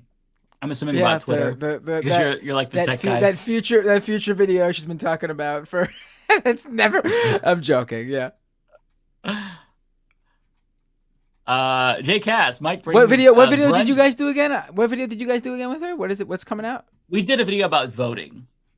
Just in general, like voting, lesser of two evilism, vote blue no matter who, third party, just like general thoughts. And she interviewed like a lot of people to just kind of like gauge what people are talking about. We did it in like September before a lot of us were super pissed off at Biden. Like, he was riding high. So there's a lot of stuff, a lot of you guys going, Biden's the best. Vote Biden, baby. Yeah. I was a very big Biden advocate in terms of, and I always you have to always add this addendum. My view of it is, comparatively to other presidents, modern day presidents, the bar is extremely low, like on the floor low. Comparatively, domestic issues, he was better than them all. Or like going back decades, quite honestly. Labor issues, he was without a doubt. But then this happened. His handling of what's going on. And I just can't. I'm not saying it changes so much. The election's a year from now. They have plenty of time to change course. I mean, obviously, in terms of lives lost, they don't have time. But in terms of realizing the mistake and putting a stop to any more killing, it's not too late. It's never too late. Mm-hmm. And they can still do it. Yeah. It's they can still do it. Yeah. Here's what I'll say about that. I live in a very deep blue state, Oregon. Last time I voted for Biden in 2016, I voted for Jill Stein. I would be, like, for me, as a political commentator with a platform, I'm apprehensive about, like, stating, rah, I'm going to vote for, like, third party, because I don't want people in, like, a swing state to say, oh, well, I should do that too. Because if I were in a swing state, my calculation would be entirely different. But if I didn't have a platform, and if it was just me, making a vote at this point in time, I would be voting for Claudia de la Cruz.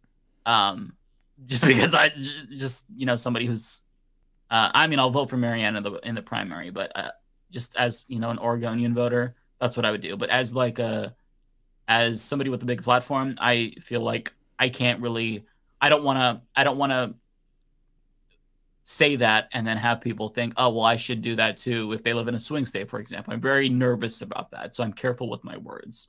But yeah, I'm pissed off at Biden, and I won't hold back my criticism though. But in terms of voting, I'll just like bite my tongue because I personally don't know what I would do unless I lived in a swing state. Jay Cass with $2. Mike bringing grunge back with that flannel. Yeah, it's that time of year. Got to bust out the flannel. Zed Tabani with $10. Nice to see you, Zed. Ole, I am personally very upset that you did not give Marianne Williamson a bow and raise a lighter in the sky and close your eyes and sing as she answered the question. So biased, 1 out of 10. Always nice to hear from Zed. And let's see here. I believe this one is for either you or David. It is for me. Jay Cash with a super chat. Nothing beats the feeling of putting on underwear straight out of the dryer on a cold night. Hashtag toasted calzones. Okay. Very nice, sure. Jay. And I hope you enjoy it. I hope it feels nice and warm and crispy. It is for me. It's more the I wear like sweatpants to bed. To me, when those come out of the dryer on a cold night and your entire lower body, your legs are nice and toasty, that to me is a little bit better than all the focus just on your genitalia region. Yeah, I would agree with you for sure. I think this one is for you or David. No, it's for David.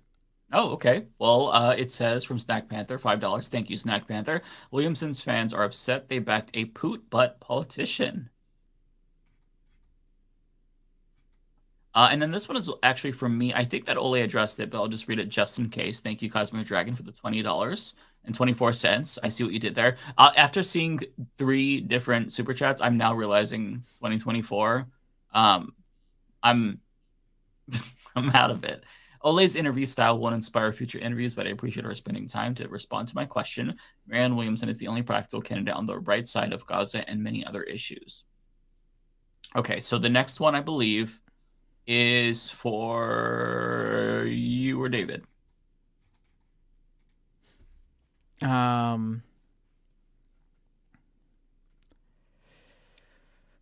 it for me? 0PE with a super chat. You could ask Claudia De La Cruz hard questions, and I'm sure she'd welcome that. Ole, we need a movement candidate, whether they win or not. Yeah, I mean, it would be nice to talk to Claudia De La Cruz. Ole would be great doing that. I don't know if that's the movement candidate, though. I mean, a movement candidate has a movement behind them. It's so hard to disrespecting get what Claudia De La Cruz does. But it's for me, a movement candidate needs to actually move the ball right in a certain direction. They might not have the power to win an election, but their force in the campaign in the election is so strong that it alters other candidates. Maybe she could be that. Her platform is fucking amazing. I mean, for me, I really do think that you do need to get into, as much as I wish this wasn't the case, you can't just jump in at the presidential level. Yeah. You just can't. It's going to be a losing battle every time. Like, again, unless you're Donald Trump, you are some ridiculously famous pop cultural icon, which, listen, this is what that guy was before he decided to get into politics, whether you like it or not. I mean, dude was everywhere. Unless you have that, it's going to be a losing battle. You need to get into politics, electoral politics at a lower level. I'm not even saying you got to start at like school board or even city council. Like you gotta run for Congress. You gotta be rep in the House, or maybe talking about a U.S. rep. I mean, you have to be state Senate, state assembly. You gotta have something there. I wish you it say wasn't that, but yeah, we're running for president. We've never held public office, so Mike, we're not gonna win. I'm sorry to tell you. What makes you think that? I mean, okay, so this it is what it is. I mean, why was Bernie Sanders a movement candidate? Because he was a senator, and he had a long-standing voting record that you could point to that showed exactly where he was. And over the years, because of where he was, he had developed relationships with various different progressive organizations and outlets, and it made him a figure people could trust and point to. He has a record of progressive activity. I mean, it's just something that you need to be able to build that movement. Again, if you're someone so famous or you got so much money behind you that you can create that groundswell and get press to your cause and what you do and who you are, if you can do that, like, that'd be great. But unfortunately, if you don't have that behind you, you need to run for office before you run for president. Yeah, I mean, listen, if Taylor Swift decides she wants to run on a super progressive platform for president and not get in at the state level or even run for U.S. Senate, I'd be all for it, because she would certainly be able to be that movement candidate. I mean, could you imagine the Swifties as a... But, I'm just using an extreme, ridiculous example to get my point across. You need to be a movement candidate. You need to actually have a movement. Yeah, Claudia Del Cruz, someone had pointed out, and I noticed this, she shut down BlackRock today, which is really cool. There's a video of it online. Yeah, she seems like a really cool person to talk to, like, in general. Right, she's involved in a lot of activism. And listen, again, if there could be a groundswell, and listen, you know who pulled this off? People don't even realize this. And it made his actual mayoralship so disappointing. But Bill de Blasio was a no chancer as mayor when that mayoral election first when he first ran. He was seen as a fringe candidate. He was nowhere, but he got the New York City progressive movements behind him because he was engaged and politically active, and he actually put his body out there, and he would physically protest and block. I think one of his major activities was blocking like this closure, or I forget exactly what it was, but of a hospital for a specific community, and it got him a lot of attention doing that.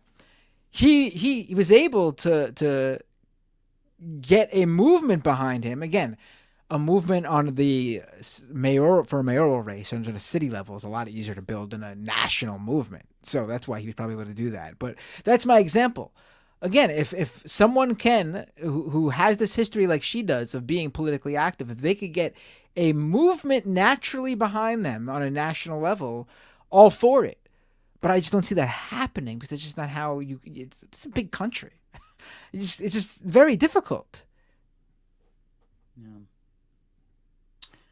Okay, so this is for me from I Need a Big Drink. I second that. $5, thank you. Imagine bringing Bernie on and having people complain if you question him on the ceasefire, even if just to make him elaborate his stance. Yeah, what I will say Bernie's is not going on any shows for now. I can guarantee he's not going on any shows with CNN. He knows exactly what he's going to get. He's not going on any shows. His cheeks are going to get clapped, for sure. And anytime you have the opportunity to interview a politician, you've got to be really like asking tough questions. The only exception that I make is if you're like a first-time congressional candidate. You saw my interviews. They're very generic questions.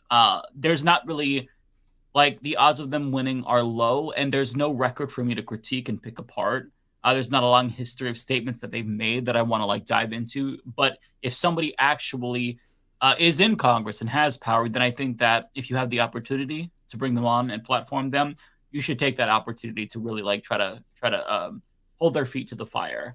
You don't have to be a complete asshole. Like, I haven't done candidate interview in a while, but if you look at like my Andrew Yang interview, for example, that was the last presidential candidate that I interviewed. I feel like I was very polite, but also I pushed back.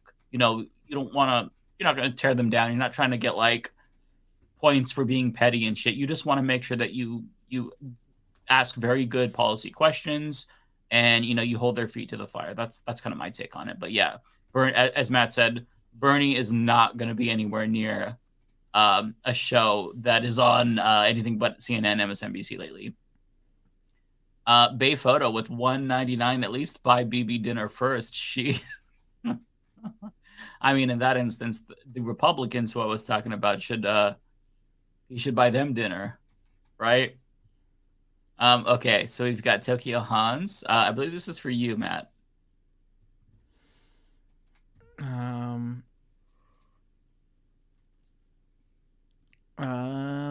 Is it for me? Oh, it's got to be for me. It's a membership. Yeah. Yeah, that's what Tokyo I was thinking. Hans with this membership super chat. I'm actually surprised Mike didn't use more of his pro-violence on the elderly rhetoric if he had a chance to meet Pee-Pee. That's a good one. I mean, look, again, just to reiterate, that is not what I would do if I met BB. I was making fun of the Republicans because that's what they were suing. What they were saying, if I were to meet BB, it would be an entirely different situation. I think I would try to do a citizen's arrest, take him to The Hague. I don't know, but I certainly would not be nice.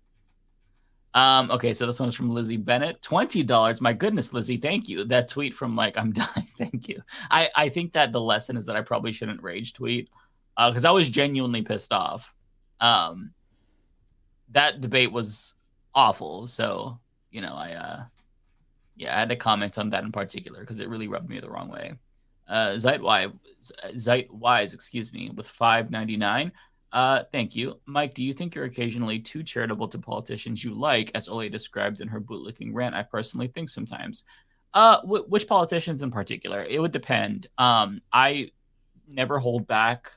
I say what I want to say, so it's hard for me to escape my own subjective bias, but I try to be objective and put aside like my personal feelings on politicians so I can be critical of them. Like when it comes to Bernie Sanders, for example, if you're following me on Twitter, people are saying that I'm being a dickhead to Bernie in his tweets because I've been tweeting at Bernie a lot. I've been doing a lot of tweeting lately, which is bad. So it just depends. If you have any examples, Zeitwise, you don't have to send another super chat of like any politicians you think I'm like too charitable to. I'm certainly open to the criticism. Nobody's perfect. But as far as I can tell you from my perspective, like if somebody does something negative, then I will criticize them. If they do something positive, I will give them credit. And I think that throughout the years, I've tried to demonstrate that. Like a few months ago, when Biden did his UAW picket speech, I gave him a lot of credit, but also was objective in that, saying that, he shut down the railroad worker strike. But lately I've been ripping him on the issue of Israel-Palestine. So I think it just depends, right? But sure, it's possible that if there's a politician that I'm more sympathetic towards, maybe I could do a better job at holding them accountable. I just am curious, like which ones in particular you think? David the Goliath, $5 Canadian. Thank you. Do you guys consider Israel to be apartheid? If you do, yes, I do. By the way, if you do, would you consider absolutely the treatment is, and it's not our opinion either. Multiple human rights organizations have called it for exactly what it is. Right. It's not, I'm not pulling it. We're not pulling it out of our ass. Right. Second part of the question is, if you do you consider treatment of religious minorities in the Muslim world to be apartheid?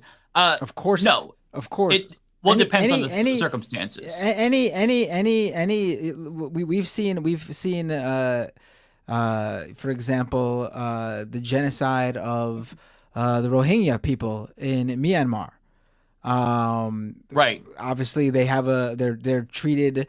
There are unequal treatment in the system and the laws. So yes, there's apartheid in, for example, any country that treats any sort of race or ethnicity or religion, people of a religion, different under their laws in any way, shape, or form.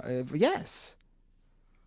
But apartheid, Apartheid is a very specific thing. So my point is that I wouldn't overuse the words, but certainly if there is a religious minority in a particular Muslim or majority country where they're persecuted, for example, Christians in Egypt or anything like that, then yes, that's bad. And if it is indeed, if it rises to apartheid, where you have separate roads, where you have separate housing, separate streets that certain groups of people can't go down, then yeah, I would consider that to be apartheid. It just really depends on the circumstance. I don't want to overuse the word apartheid, but I think that if the question is implying that I'm not necessarily like cognizant of the ill treatment of religious minorities around the world, like that happens everywhere.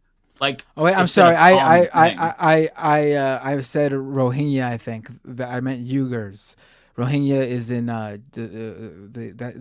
that's the Muslim. Rohingya is Myanmar. You were right. I was right. Okay, the Uyghurs no, you were are in right. China. Yeah. I was right. Uyghurs right. are Okay. in China. Yeah. No, yeah, you're right. Rohingya. I'm saying it wrong too because I just read. That's the problem with me today because I work from home now. I'm just constantly reading and you're not talking, and so you don't hear the things said out loud a lot. So I'm mispronouncing everywhere. Sometimes I'll say the opposite of what I want to say, and then I realize it until I record the video. Oh, right. I read way more than I watch video. I find it much easier to read, honestly. I understand things much better when I read it. I take it in much better when I read it. Oh, interesting. Yeah. I'm probably 50-50, honestly, in terms of like how I absorb information. Okay, so this one is from Prashi Prash with $5. Thank you so much. If Palestine is established and they end up treating women LGBT like Iran or Saudi Arabia, highly likely, unfortunately, would you regret your support? I don't understand. Highly likely, unfortunately. Like, what are you talking about? Highly likely, unfortunately. Yeah, I just feel like I reject the premise of the question because you don't know that. You don't know that. Like, you're prejudging them and you're using that prejudgment as a justification to keep them, I guess, in perpetual apartheid and an open air prison. Here's the thing. Listen, go back and read. Well, it's not available, but I talk about Muslim majority countries in my book. I specifically studied LGBTQ plus rights. I think I'm one of the only, if not the only person who studied LGBTQ plus rights in the Middle East in recent years. No, there's more, but I'm one of the few, right? So I'm very aware. These countries are not monoliths. All of them are very, very different. So if you look at Iran, for example, you would suspect them to be incredibly transphobic, right? Actually, yeah, transphobia in society is bad, but they actually allow full sexual reassignment surgery paid for by the government there. You would never suspect that. In certain countries, female homosexuality is treated differently than male homosexuality. So these countries are not monolithic. You could have countries right next door to each other. Tunisia and Morocco, very, very different countries, right? Tunisia has been more socially liberal. Alcohol is permitted. A lot of women don't veil. But in Morocco, it's a completely different thing. But then if you go to like a big city, might not necessarily be as conservative as more rural parts. So you're making a really broad generalization. And who's to say that, like, if Gaza and Palestine were able to become states, they wouldn't become democratized? We genuinely don't know because they've never had the opportunity to have self-determination, right? We don't know. I mean, Israel doesn't have full queer rights. You know that you can't get married in Israel if you're gay. You have to go out of the country and then come back to get them to recognize it. So, like, to use potential social conservatism as a justification for the subjugation of an entire group of people is really, really disgusting, honestly. Because imagine, like, step back and pretend like you are from a different country and you look at America and you think, man, should America really be a democracy? Because they voted for Donald Trump. They voted for this racist buffoon. Maybe all those Americans, like, you don't want to be generalized like that, right? So we shouldn't generalize all Palestinians. And in the event Palestine were to become a country, and let's say hypothetically you're right, and they have policies that ban homosexuality, or maybe they don't, they decriminalize it. Either way, gay people exist in Palestine, and they are going to fight for their rights. This is what happens all across the board. Like, denying people the right to have a country because you think they might be a certain way is, I think, wrong. It's not acceptable. So I just feel like that's a really, really bad point. And by the way, a lot of these countries that you go to, people don't realize, like in Morocco, for example, like they're a very homophobic country in many ways, but they have a very large LGBTQ plus movement, perhaps one of the largest in North Africa.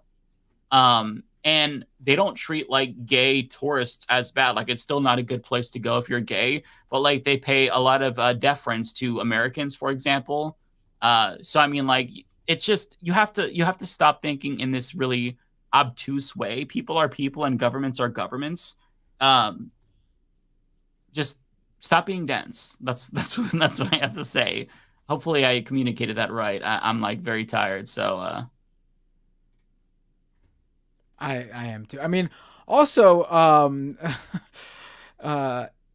if the state of power, first of all, like you're talking something that like is so many steps away, like it's such a bad faith question. I'm sorry. Right. If it is like also, if Palestine is established, what happens if they end up treating women and LGBT like Iran and Saudi Arabia? Well, what about right now, where literally you don't have to be LGBTQ or you just be a Palestinian anything, and you're getting murdered and killed because of where you are. Like the idea that like, listen, you would jump to this. I mean, it's a very bad faith question, and I almost doubt there's sincerity behind it in terms of who's asking it. And if you are, you should look within as to why this is a question you think is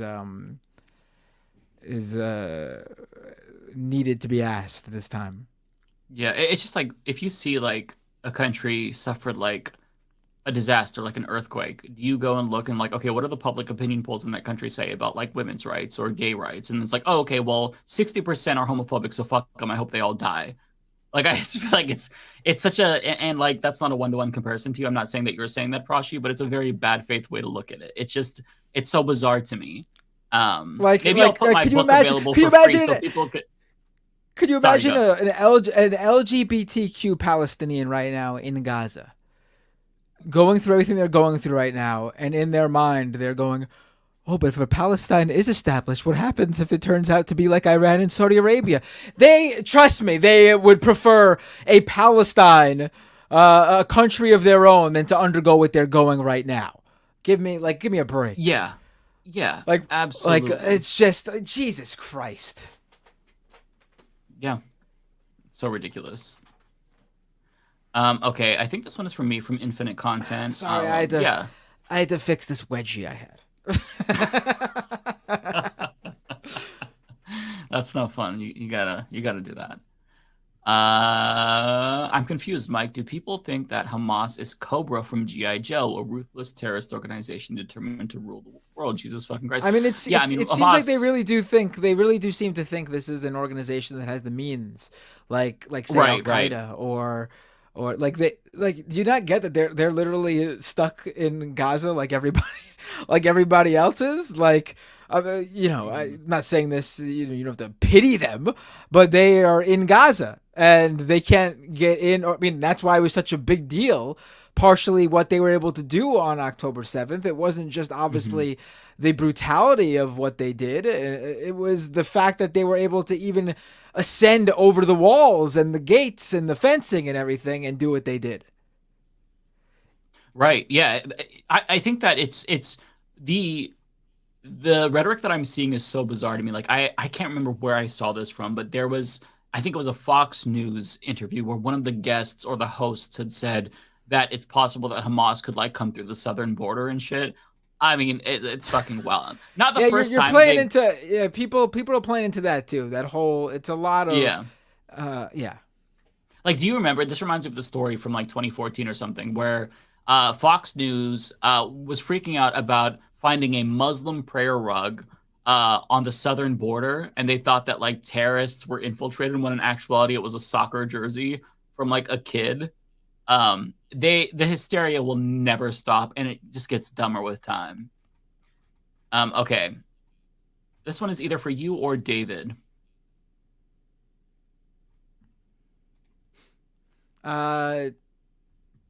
It is for me. T-Types with a membership super chat. Meghan McCain might be less of a joke if she'd ever done anything besides using unearned clout, spouting arrogant nonsense, and demanding respect. Yeah. Sally Thompson, $20. Thank you, Sally. That is a very generous super chat. Really appreciate that. On video, How to Talk to Reps by Bo the Fifth Column. I commented Leftist Mafia called live on show how to call your reps. Start with something nice and then ask for a ceasefire. It got love from Bo himself. How's that guy? Hey, that's really cool. I have not seen this. I'll check it out. Yeah, I don't know if you saw it, Matt. I posted just like the clip of us calling to my main YouTube channel last Saturday, and a lot of the comments were like, "Hey, this gave me the confidence to call myself," and a lot of commenters were like, "Hey, I called my rep." So I'm glad that helped. I know a lot of you said you were a little bit like nervous about calling, so I'm glad that we were able to kind of like give you some confidence. It's not. I think we overthink things, right? But it's not. And keep calling, keep calling, keep calling. Don't stop. Right. Don't get angrier, or if they don't, just keep calling, keep being respectful about it. You know, obviously you can push, but you know, keep respectful. You know, serious tone.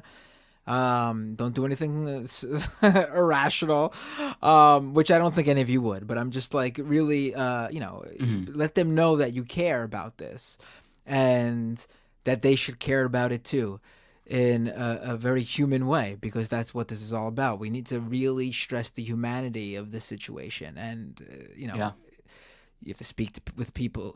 You have to speak to people like they're people. Mm-hmm.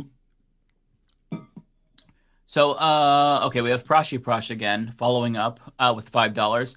LGBT Palestinians apply for asylum in Israel. A gay man was beheaded in West Bank in 2022. Apostasy from Islam carries capital punishment in Palestine. So, again, so there is discrimination in a lot of these Muslim majority countries when it comes to LGBTQ plus people and women. But then in some countries, they're better than the others. So it's not just Israel that they apply for asylum to. A lot of Muslims might go to, for example, Turkey. Or if you are a transgender person, you might want to go to Iran. And yes, Israel is better when it comes to this issue, but that doesn't mean that discrimination isn't there as well. And yes, there's still bad things that happen to queer people. Just like you say, a gay man was beheaded in the West Bank. Like, gay people, like trans violence against trans women is bad in the United States as well. Like it's a common phenomenon because homophobia and transphobia exists in literally every country in the world. So I just like, yes, honor killings exist. They are bad. There's violent homophobia. Yes, that's bad.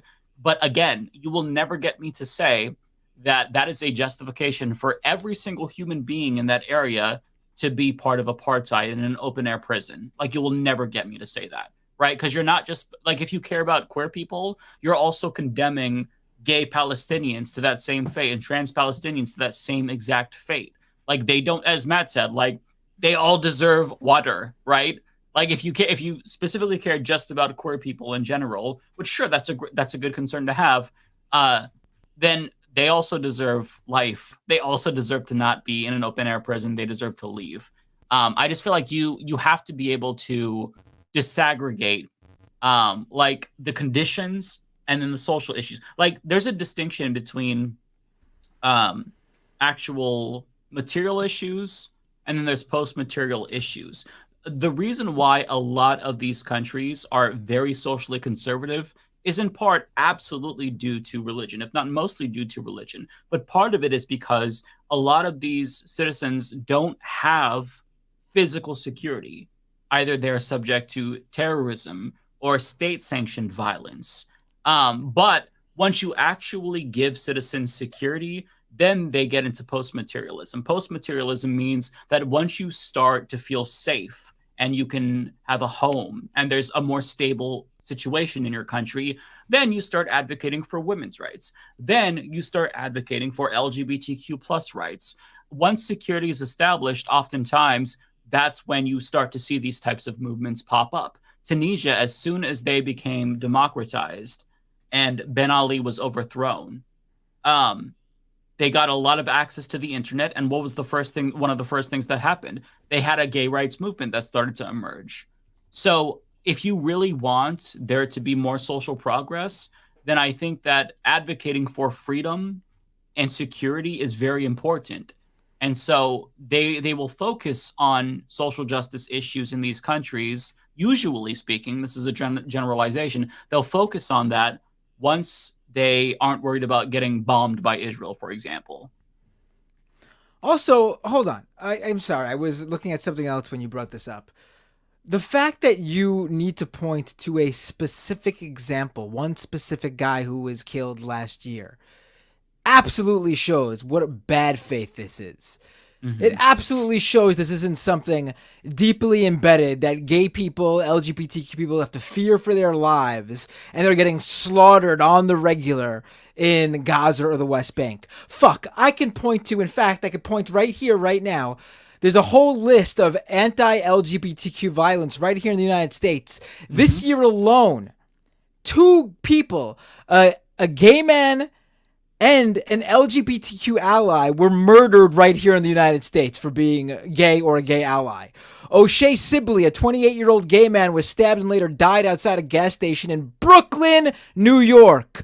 The suspect responsible for the stabbing was identified as a 17-year-old who turned himself into police custody on August 4th, 2023, and was later charged with second-degree murder as a hate crime.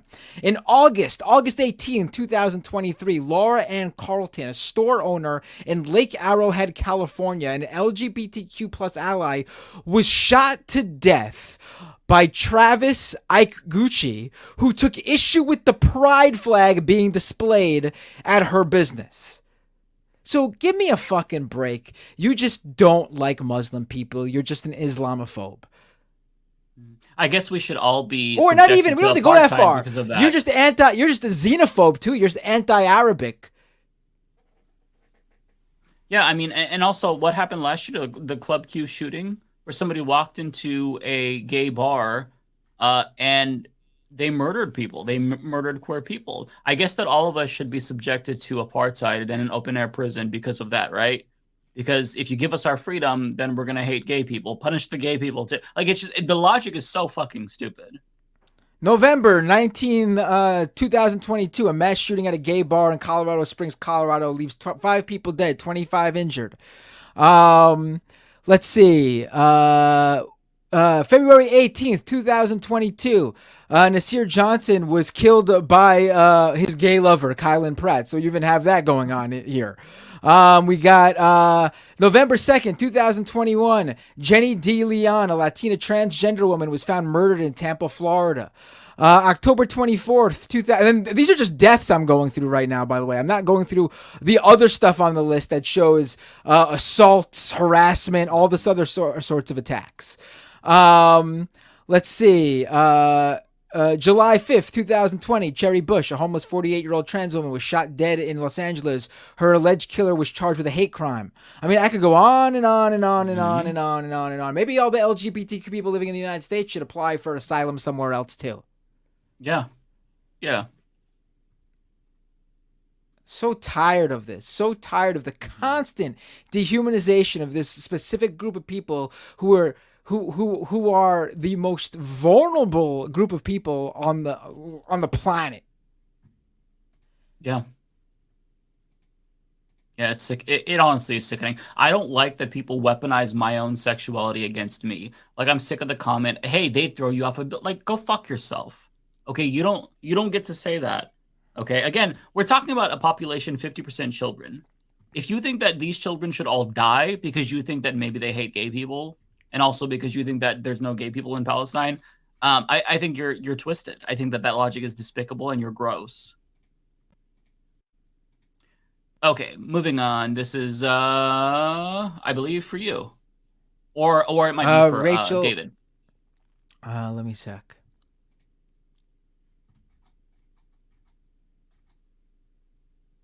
I think it's for David.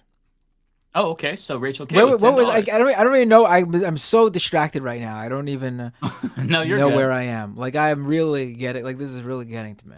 Go ahead. I'm sorry. You can read this. No, I feel you. I don't think it's no. You're good. You're good, brother. Rachel K, $10. Never again from that fucker BB to the premature baby in a Gazan incubator. Never again. Yeah. This one's for you.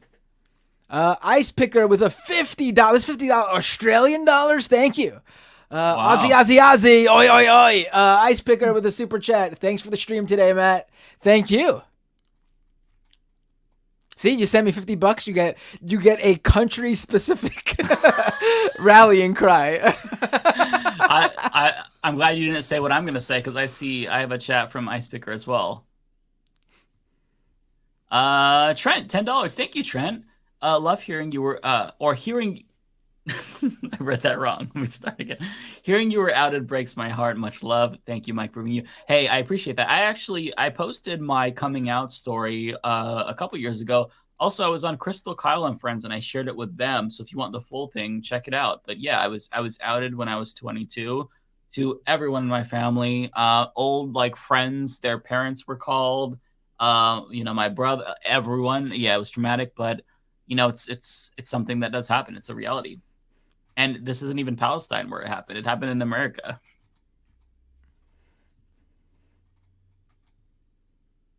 Too soon to reference that. Rachel, $10. Thank you, Rachel. Never again from that racist fucker baby to premature baby in Gazan incubator. Never again. I think this was sent twice. Thank you, though. I appreciate you, Rachel.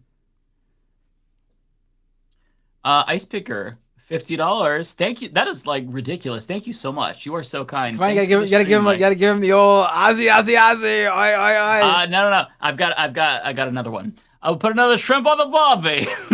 That was such a bad Australian accent, but okay. God, I'm getting the more like tired I get, the more unhinged I become. I'm so sorry, people. Okay.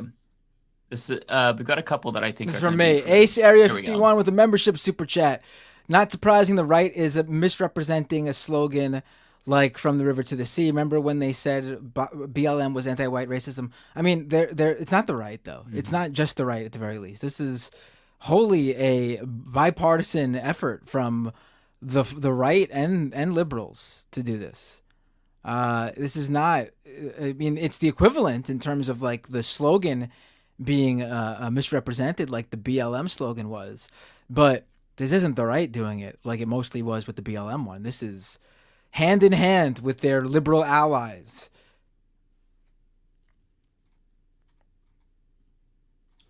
And then we have, I think the next few are going to be for either you or David.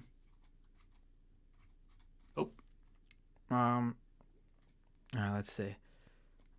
Oh wait, we just went through this. Ice Picker became a member. Thank you, Ice Picker. And then next, Trent with a $20 super chat. Never forget that 22 Democrat reps love genocide, including my rep Kim Shire. I will never forget that moment of them doing that. Them voting to censor Rashida Tlaib. And then the explanations afterwards trying to twist why they did it too.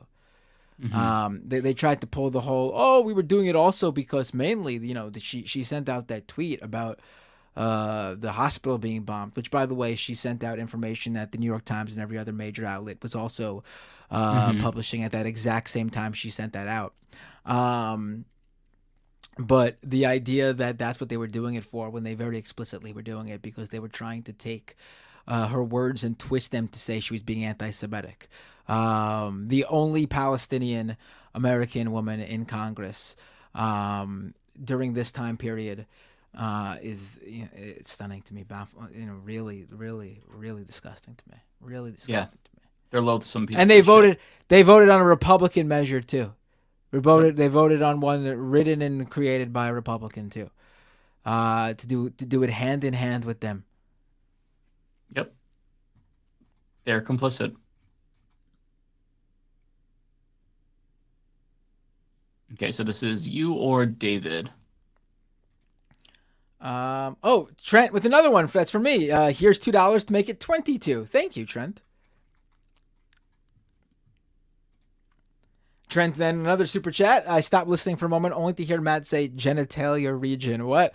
Oh, because someone said they like putting on toasty underwear from the straight out of the laundry, straight out of the wash the dryer. And so I was just saying I prefer the full body.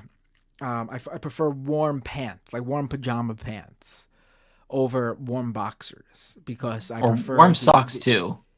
The heat to be spread generally throughout the whole area, the whole lower area of my body, and not just like a halo of heat on my crotch. For a second, you were like, I prefer for the heat to be spread on my whole body. Oh, right. Listen. I don't know about any of you other men out there, but for me, when I'm cold, usually the last place to get cold is probably like your private area, and when you're hot, the first area to get all sweaty is your private area. So I don't need the heat directly on that spot, already making matters worse.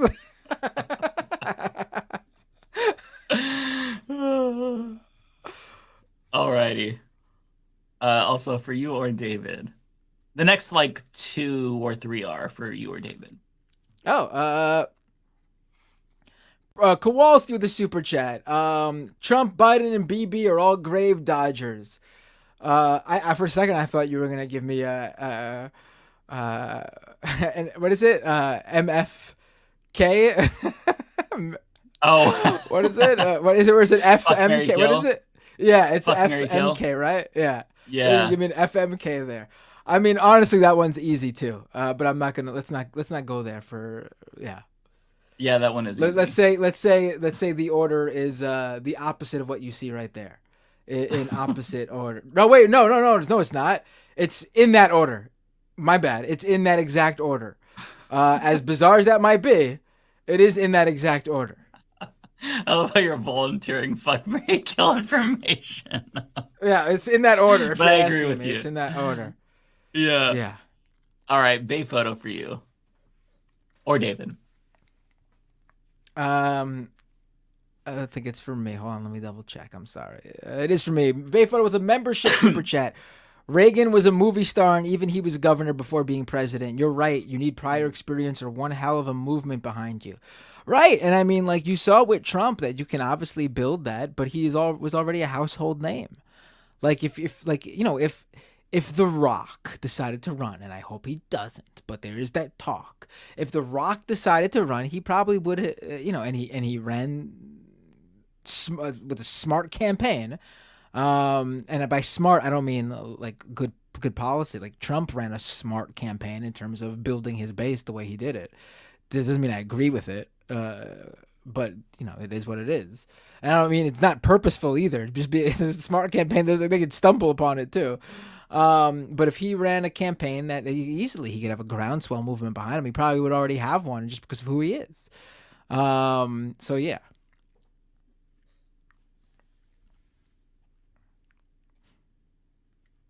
This is not for me. Oh, so check the memes on the LM Discord. Dirt on you. I've not been on the Discord for months, but I am curious now. So I'll check. So this is about David. Okay, so this one is from me, Jay from NJ. $5. Thank you so much. Currently at work running on fumes from protesting outside Cory Booker's office in Newark today. Hell yeah. But smoking the mansion as senator pack keeping me up. That's good for you for protesting. I don't know why I'm confused about what you're saying in the last part. I know that Manchin announced that he's not running for re-election, probably because he's going to run as like a no labels presidential candidate or some shit. But good for you on protesting outside Booker's office. I know here in Portland, there's people protesting in Merkley's office. Abby Martin was there. She tweeted about this. Very, very cool. Lydia Rose, 199. Thank you, Lydia. They hate us LGBTQ plus enough here. Yeah, exactly. And then we have Zeitweiss. I'm sorry, you didn't have to follow up in the super chat. But in response to the last question, $5.99. Thank you, Zeitweiss. I would say you are a bit too charitable to Green Party candidates or activists running for office. It would be interesting to discuss this with Vosh, for instance. Well, I haven't talked to a Green Party candidate in like 5 or 6 years. I've like, to be honest, lost interest in a lot of third parties because I just feel like they're not very serious about like actually trying to get electoral reform and using their organizational capacity to the extent that it exists to get like ranked choice voting. So, yeah, I think that that's fair back then, but I think that I've grown a lot since I've interviewed any Green Party candidates. I've even grown like in this past year. You know, we're constantly changing, but thank you. I think that's a fair criticism. I would say sidewise for sure. Okay, so I believe this one is going to be for either you or David. I think this is you actually.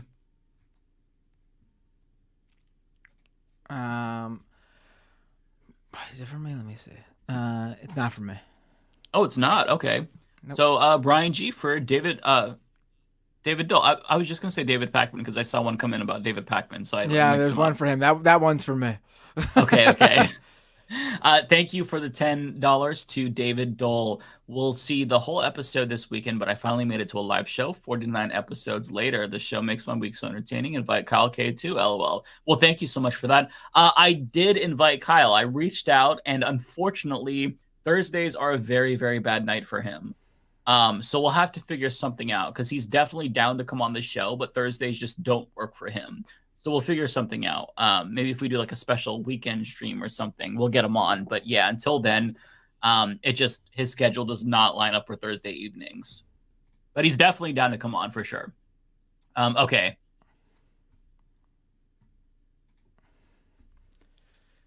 Ryan Lennon fan with a membership super chat. F David Pakman. Me and all my homies hate David Pakman. His comments about Rashida Tlaib.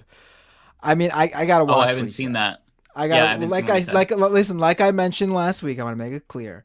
There's no personal beef between me and David Pakman any longer. We squashed that, which is good because I don't want a personal issue to get in between me having a genuine beef and disagreement with his politics or what he's saying, because to me that's way more important.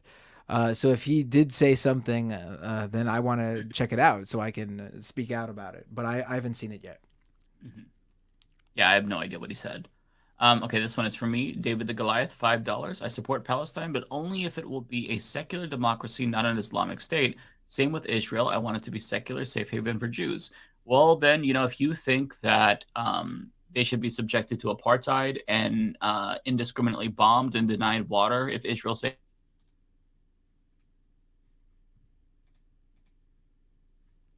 Oh, hello? Mike, you froze.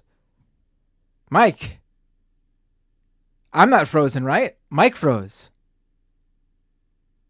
Or did Mike not freeze? Is it just... I can't tell. Oh, wait. I think Mike froze. Mike, you froze. I'm going to remove you, Mike. All right. I removed him. I'm going to try adding him back. Uh-oh.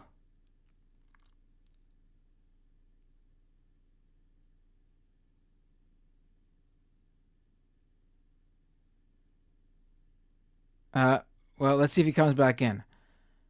I didn't want to, let me ask him if it's all good.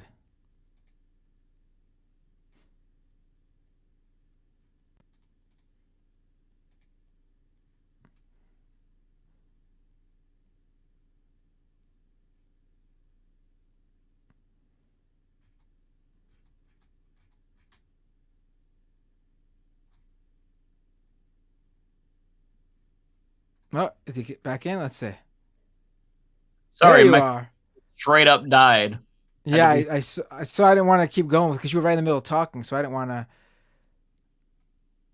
Yeah, so I was saying that if you think that an entire group of people should be subjected to apartheid, should be indiscriminately bombed because they're not secular, then you're gonna want that for like the whole world, right? Because that's most countries are not secular democracies. Listen, I am an anti-theist. I am not only an atheist, but I believe that religion is inherently harmful.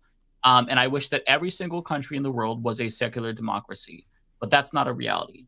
We could want one thing, and that doesn't mean it's going to happen. It's never going to happen, right? That doesn't mean that the people in those countries should be subjected to terrorism and apartheid. I feel like that's such a weird thing. Like if you want a secular democracy, then shouldn't you also be the same kind of person to acknowledge that like humanism is good and we should support self-determination? Like I genuinely don't understand this mindset, David. So yeah, I disagree. I would love to see every country be a secular democracy. I'd love America to be a secular fucking democracy. We're not. So yeah, I don't know what to say about that. Okay, give me 1 second. Let me try to figure out where I was. Okay. So I don't know. I think this is for you.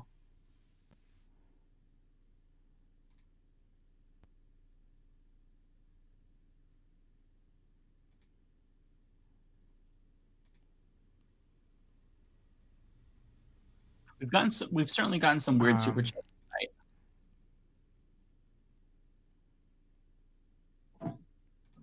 That is for me. Ooh, message was retracted on my end.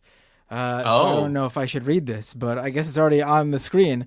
RV with a $10 super chat. Even in San Francisco, I grew my hair out for a few years and I was getting significant transphobic hate just walking down the street or going to the grocery store. Transphobic men exist everywhere.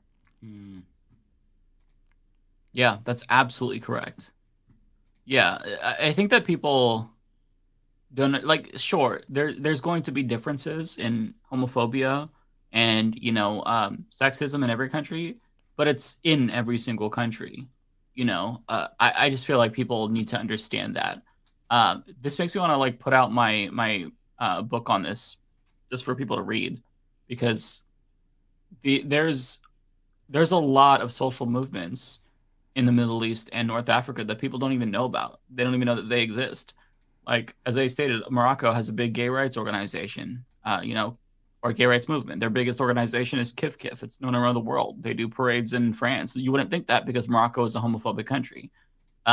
They've slowly but surely liberalized because, if you're super homophobic, then that might turn off tourists. That might not help you economically speaking. So there are incentives there. But like, look, we can hope for the best, right?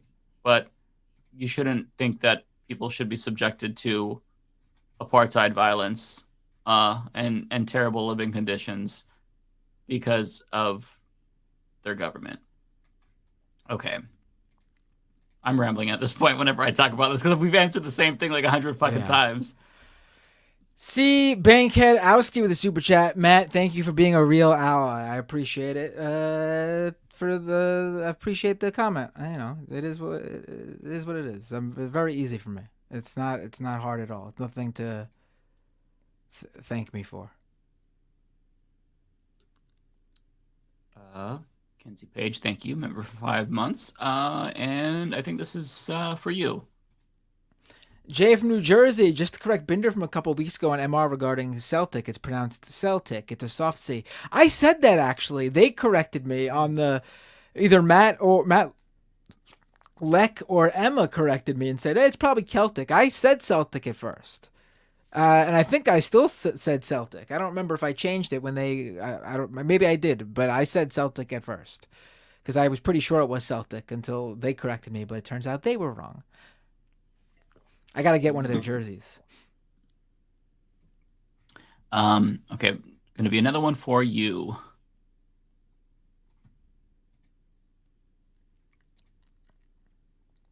Jay from New Jersey with a $20 super chat. In case if you guys forgot or are unfamiliar, Josh Gottheimer is the guy that while campaigning for Congress wore a bulletproof vest while in Patterson, a majority black and Arab city with large Palestinian community. What? I did not hear about this, but it's not surprising. So I don't know if you heard about this, Matt. When they were having a private Democratic Party meeting, he reportedly either said that all Muslims are responsible for the 10/7 attack, or the Palestinians are responsible. Like he said something to that effect. Like the dude is a massive Islamophobe. So this does not surprise me. I haven't heard about this though, but that's interesting. Still alive with $10. Thank you. Not to be a Debbie Downer, but did any of you hear about a recent scientific paper published saying how the West Antarctic ice sheet will melt? There's no ifs anymore. It will happen. I haven't heard about this, but it doesn't surprise me, honestly. I noticed, and this is probably a bad thing, but I've kind of become numb to news regarding climate change. Not all news. So I forgot what it was. It was a report about the coral reefs that I saw. And the complete collapse that really kind of shook me to my core. But for the most part, when I see climate change news, it's hard for me to get more down than I already am on that issue, because I feel like I've kind of just like accepted that the most likely scenario is that we're doomed.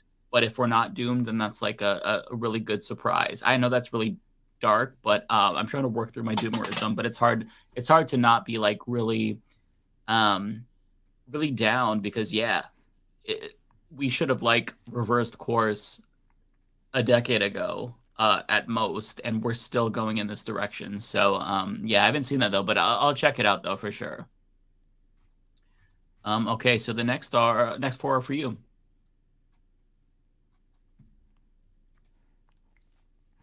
Mr. Houston with a $10 super chat. It's insane to think I couldn't get more radicalized, but seeing Rep. Tlaib get censored while transphobic, racist politicians get off free for insulting trans colleagues and dehumanizing people of color changes you. Yes, it does. I don't know where we are though now, because you left me.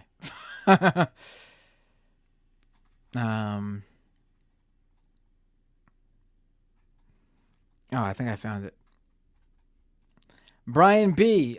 Please read what Philip K. Dick wrote about Israel in 1981 after they bombed an Iraqi power plant. And the final super chat. Connor Miles. I don't know if this is even for me, but I'm here. There's another one. This is for me, and another one just came in for me too. Okay, I'll take them both.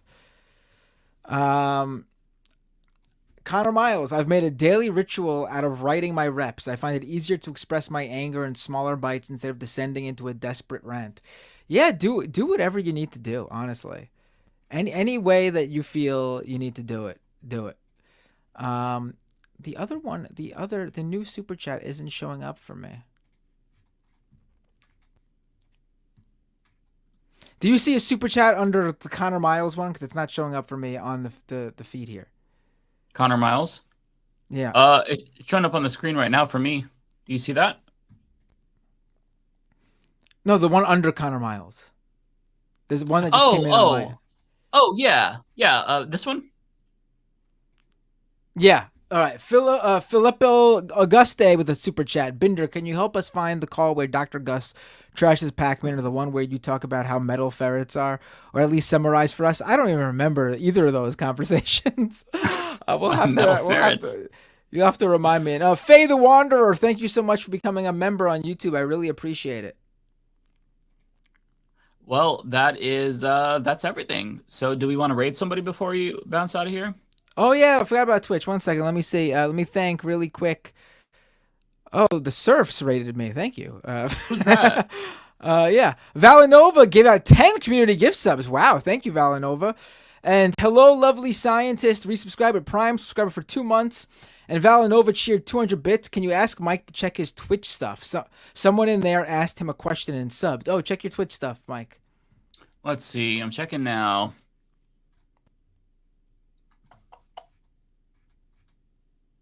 I'm not seeing anything. Hang on 1 second. Go into my creator dashboard.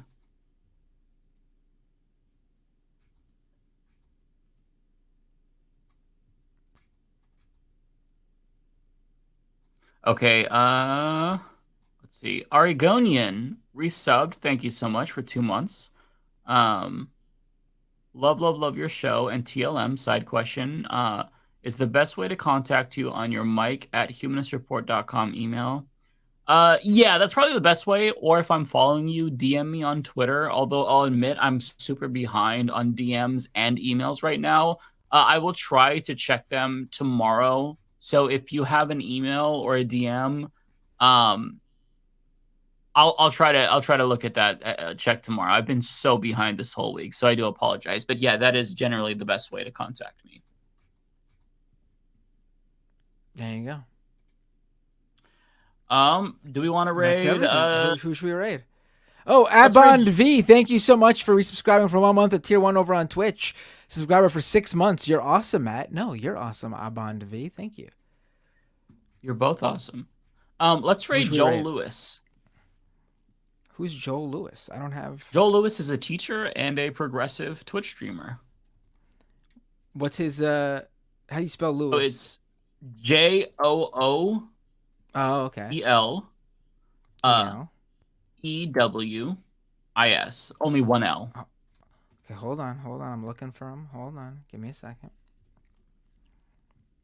Oh, and one more super chat here. Lydia Rose 199. Did you see protest shooting in Panama? No, I haven't seen that. Yeah, really, really disgusting stuff. Yeah. When did this happen? Yesterday, I think. I didn't see anything about that. There were protesters. I forgot exactly what it was they were protesting. It wasn't the right tried to frame it as a climate change protest, but it wasn't. It was a construction of something that was going to destroy the local, the local wildlife. It wasn't like a climate change thing. It was an environmental thing, yes, but it was for like the land, and they were like constructing something that's going to destroy the natural resources. And protesters took to the street to block traffic, and a 70-year-old man got out of his car and shot 2 of them point blank. Jesus, that's so horrible. Oh, that's depressing. Yep. Okay. I'm gonna gear up the raid, and just let me know when you're ready. All right, here we go. All right, 3, 2, 1. I'm pressing raid. Raid now. All right, and we're ending the stream. We will see you all next.